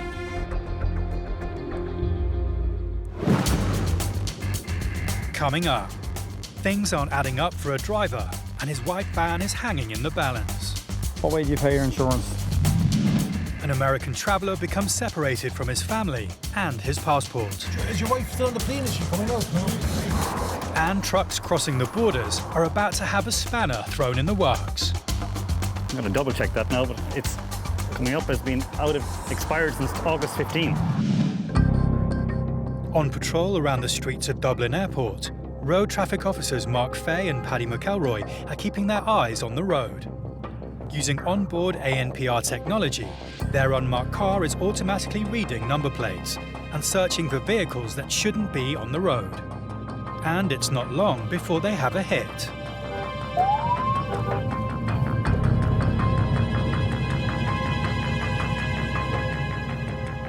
Officer Fay goes to find out why. Right, who owns the van? What's your own name? Carl, do you have your driving licence on you there, please? How long do you own the van? While the driver talks to Officer Fay, Officer McElroy radios for a vehicle check to verify the information the driver has given is correct. Roger, stand by them. Have you been stopped at any time recently with the vehicle, have you? I was stopped the very first week I had it. Okay. And the insurance disc was out. Okay. The documents hadn't gone through. Okay. So that has since been sorted. Have you been stopped on the interim basis? No. Okay, I'm just going to double check and if you see what the story is or see if there's been any inquiries in relation to the vehicle over the time with your boss at the time now, okay? I'm back to you now then, alright? The driver explains that he has been previously stopped for no insurance. Checking. Just want to see if there's any inquiries. Tango Bravo 208 control. Can you just give me any information there in relation to any inquiries since the purchase date? And his suspicions are confirmed. Roger, control, thanks.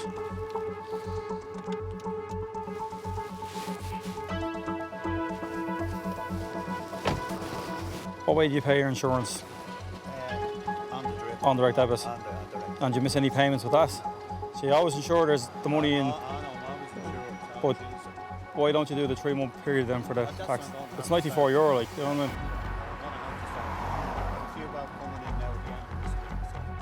The driver offers up that with money coming in, he'll soon be able to pay his road tax. But it's not good enough for Officer Fay. Driving without tax is an offence. The officer is left with no choice. Oh, look, I'm going to be detaining the vehicle under provisions of Section 41 of the Roadside Act of 1961 as amended. Basically, the reason why I'm detaining it is because you had it since October. And whilst I sympathise with you over what you're saying in terms of i.e. financial difficulty or wherever else, the provision is there in the event of some people find themselves in circumstances. Joe, can you get a tow truck here to assess them for your road, please? Section 41 for this Peugeot partner van, please. All right, mind yourself, okay? See you. Mind yourself, all right? Good luck, bye-bye. The vehicle is seized, leaving the man with no white van. Avoiding payment has only added to that driver's financial problems. And unfortunately now for him, it's going to cost him the fees in which to reclaim it, and also he'll have to back taxes and tax it for a minimum period. Why you would purchase a vehicle and not take into account as to the actual outer costs that are involved in relation to putting it on the road. He should have factored into consideration the yearly tax, or, as I said to him, a 3-monthly tax period if he found himself in difficulty.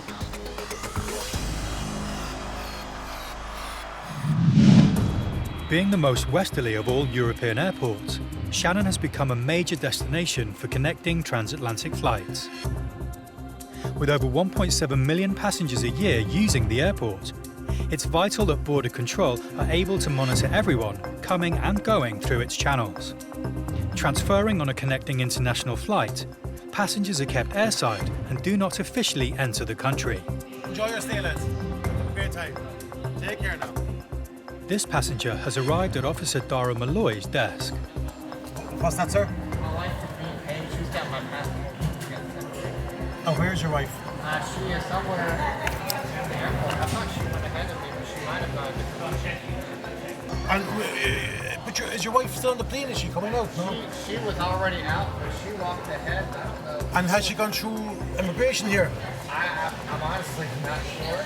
I can't find her. She's with my 2 children. Oh, your 2 children as well, is it? Yes, and I have an American passport. That's where I should be. Yeah, oh yeah, you're fine, yeah, there's no problem there. But she must have gone through immigration if she's not here in the immigration hall. And we're flying to New York, so I'm just here for a connecting flight. Okay.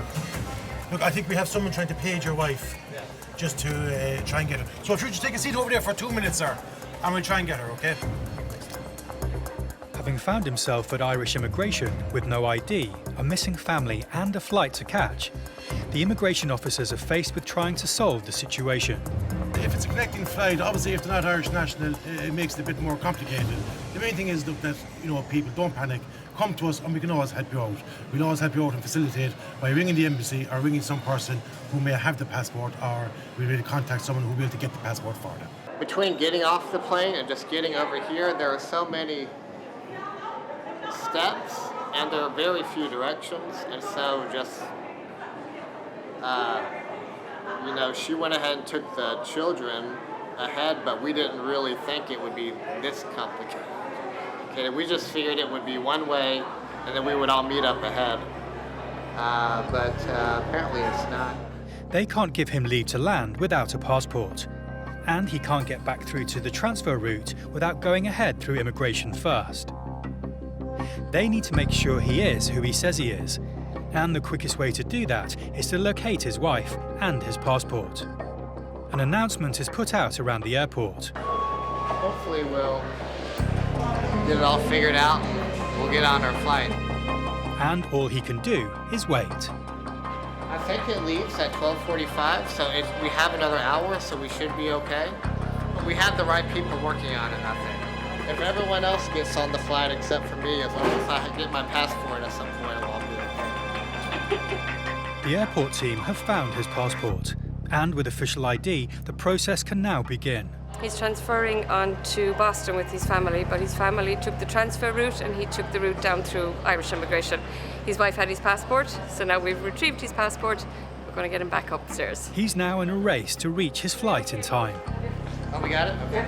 Okay, so I'll get you to go through. Your wife and the kids are upstairs. Okay. Okay, there was a transfer line that they went down that line. Okay. Okay, I'll bring you to Dara and then he'll bring you. Well, I'm glad I found you. No, thank you. There you go. I'll bring you back up through security and we'll get you through the fast track. You found your wife? Very good. And you're going back to the States now today? Very good, sir. Now, take care, sir, and safe home. Take care, sir. Bye now. Once through immigration, the passenger is escorted through the airport and security to be reunited with his family in time to catch their ongoing flight. Traffic cops Mark Fay and Paddy McElroy are patrolling the roads that link Dublin to its port, airport and the rest of the country. They've already stopped and seized one vehicle for driving with no tax. In 2015, the Garda prosecuted over 7,000 people for driving without insurance, and ever since, they've been cracking down further on this offence. It's not long before the ANPR system flags yet another suspicious vehicle. Officer McElroy speaks to the driver. Right, that's the reason you're being stopped for. You have no entity, you have no tax in the vehicle either. Yeah. Okay, any reason for it? I have no excuse, a good one I don't. Do you always not wear your seatbelt? I just took it off there. You just took it off, okay. You know you're in danger of your vehicle being seized, do you understand that? Yeah, more than likely you probably will be. I'm just going to do a few checks on it, okay? Did anything else come up with that? She's no excuse. Officer Fay checks her details against their system. Control, you might contact Gallons please there for section 41. We are on the N81 outbound there before the Circle K. In 2016, an AA survey found that the cost of car insurance in Ireland had increased by almost 40% in under 2 years. So her NCT is out since the end of last year. Tax is out since the start of the year. But the reason she had no reason for it. She just didn't bother doing it. Unfortunately for this driver, the news isn't good. No, grand, thanks. Martina, unfortunately it's bad news for you. Yeah, the vehicle's going to be seized under Section 41 of the Road Traffic Act, of which you'll need to go and get things sorted out. There's no tax or no insurance on it. You didn't give me a plausible reason why you didn't. Insurance. Well, you mean tax and NCT. You didn't give me a plausible reason why you didn't have it done. You're driving a vehicle in a public place and it's just, you know, unfortunately we meet under these circumstances, but that's the reason why we're here for. The female driver is clearly upset as the consequences of having no insurance hits home. She's no excuse. So an FCPM will be issued in relation to the no NCT that carries 3 penalty points and a fine. On conviction in court is 5 penalty points. There'll be also a ticket issue for the no tax. In just one patrol, 2 vehicles have been seized, making the roads of Ireland safer for all who use them. At Dublin Airport, working on the non-EU passenger desk, Garda Frank Flynn is checking passports and travel documents. Just checking the flights now from 12:20. With Ireland's high standard of living, strong economy and membership of the European Union, it's an inviting immigration destination. Are you going driving? On the left. Nearly 30 million passengers use Dublin Airport every year, and it's the responsibility of border officers like Officer Flynn to protect this important entry point to Ireland. Okay. 90 days, sir. Thank you. Take care. It demands vigilance, alertness, and an attention to detail. Hello. Morning. How are you? Good. How are you, sir? Good. A family who've just landed from the US arrive at Officer Flynn's booth. You're on your summer break. Yes, sir. Now, how long are you staying, ma'am? 16 days and 12. Lovely. Christopher. Thank you, sir. Happy with their documents, Officer Flynn allows the family into Ireland, but not before he makes an eagle-eyed observation. Police officer, Christopher. So am I. Best of luck. He realized I was a police officer by my wristband. We have like a brotherhood, I guess, so for him to notice my wristband that quick, he was very observant. So I work at the courthouse in the States, and I work warrant unit, and I pick up on details, but I don't know if I'd have picked that up that quick. I was sitting where he was sitting at. That was pretty slick. For Officer Flynn, it's just a chance to bond with fellow international police officers. A bond there worldwide, you know, with police forces, and especially USA and the Garda go to the US every St. Patrick's Day in March in the St. Patrick's Day parade, you know. Hello, how are you? Fine, Good, good. Next to approach Officer Flynn's desk is a woman travelling alone. Although the lady has arrived from France, she's at Officer Flynn's booth because she's not an EU citizen. She's African. The lady was from Guinea-Bissau. She had a visa to enter, multi-entry visa to enter Ireland. Oh, you live in France? Yes. The woman may live in France, but her West African nationality means she has a different immigration status to a citizen of an EU country. She needs specific documentation if she intends to stay and work. Well, you have a letter, have you? Yeah. The woman produces a letter to show she is part of something called the Atypical Work Scheme. It allows non-EU citizens to work in Ireland for a specific employer, where there is a skill shortage in the profession or they have specialised skills. She has an atypical work scheme letter from Lidl, so she's entitled to work with them for up to, normally it's 3 months, but she said it would last a year, because she's non-European, so she has to go on the system and register. With 143 stores currently in the Republic of Ireland, Lidl is one of Ireland's top employers.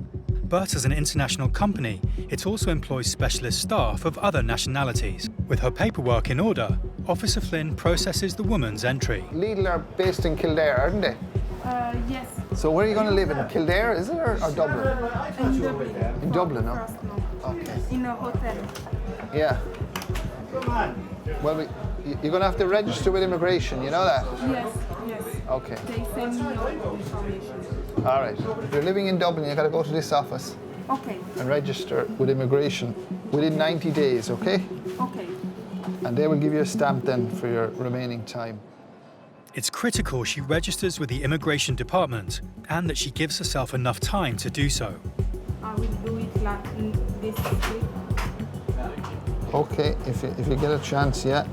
But sometimes it's busy in there, you know? Okay. If she fails and misses the deadline, there's a very good chance that she'll not be allowed to stay beyond the initial 90 days, even with the prospect of a job. See you then. Goodbye. Take care.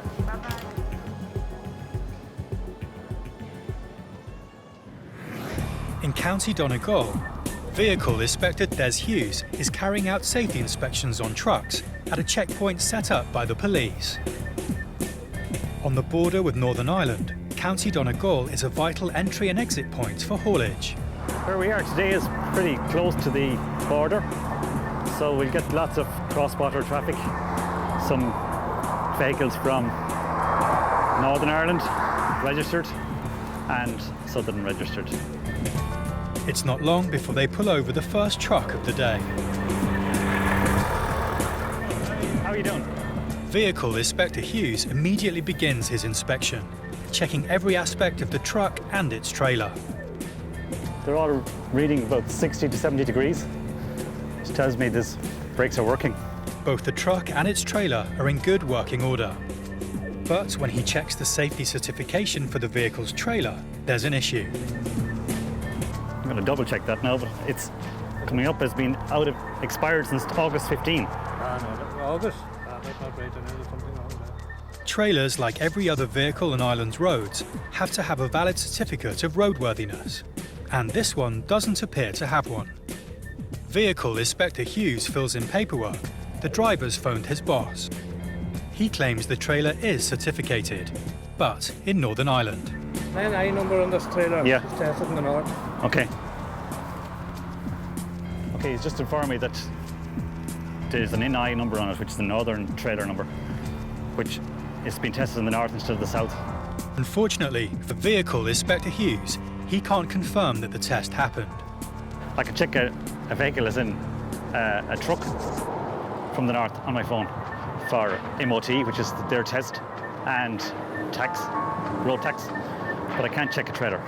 Instead, he'll need to rely on the owner sending him evidence the trailer is certified.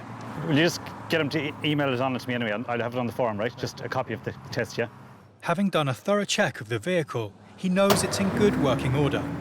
So he's happy to let the truck carry on its journey. It's not long before they pull in another truck, and he's faced with a similar problem. Is the truck tested? Absolutely, yes. tested north. Have you any paperwork there, no? I don't have any paperwork for this truck. Can I step in the far side for a second? You can, of course, as long as them feet's clean. Vehicle Inspector Hughes carries out a full inspection of the truck and trailer.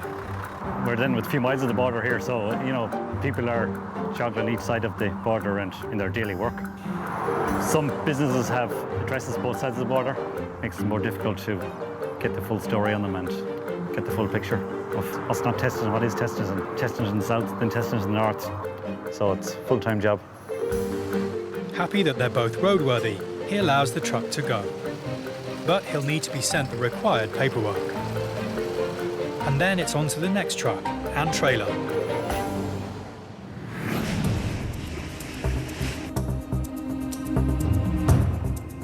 Dublin Port has become a regular stop for cruise ships from around the world.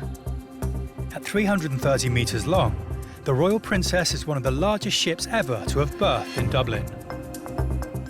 The ship is carrying over 3,000 passengers, all of which will need to be safely managed on and off the site.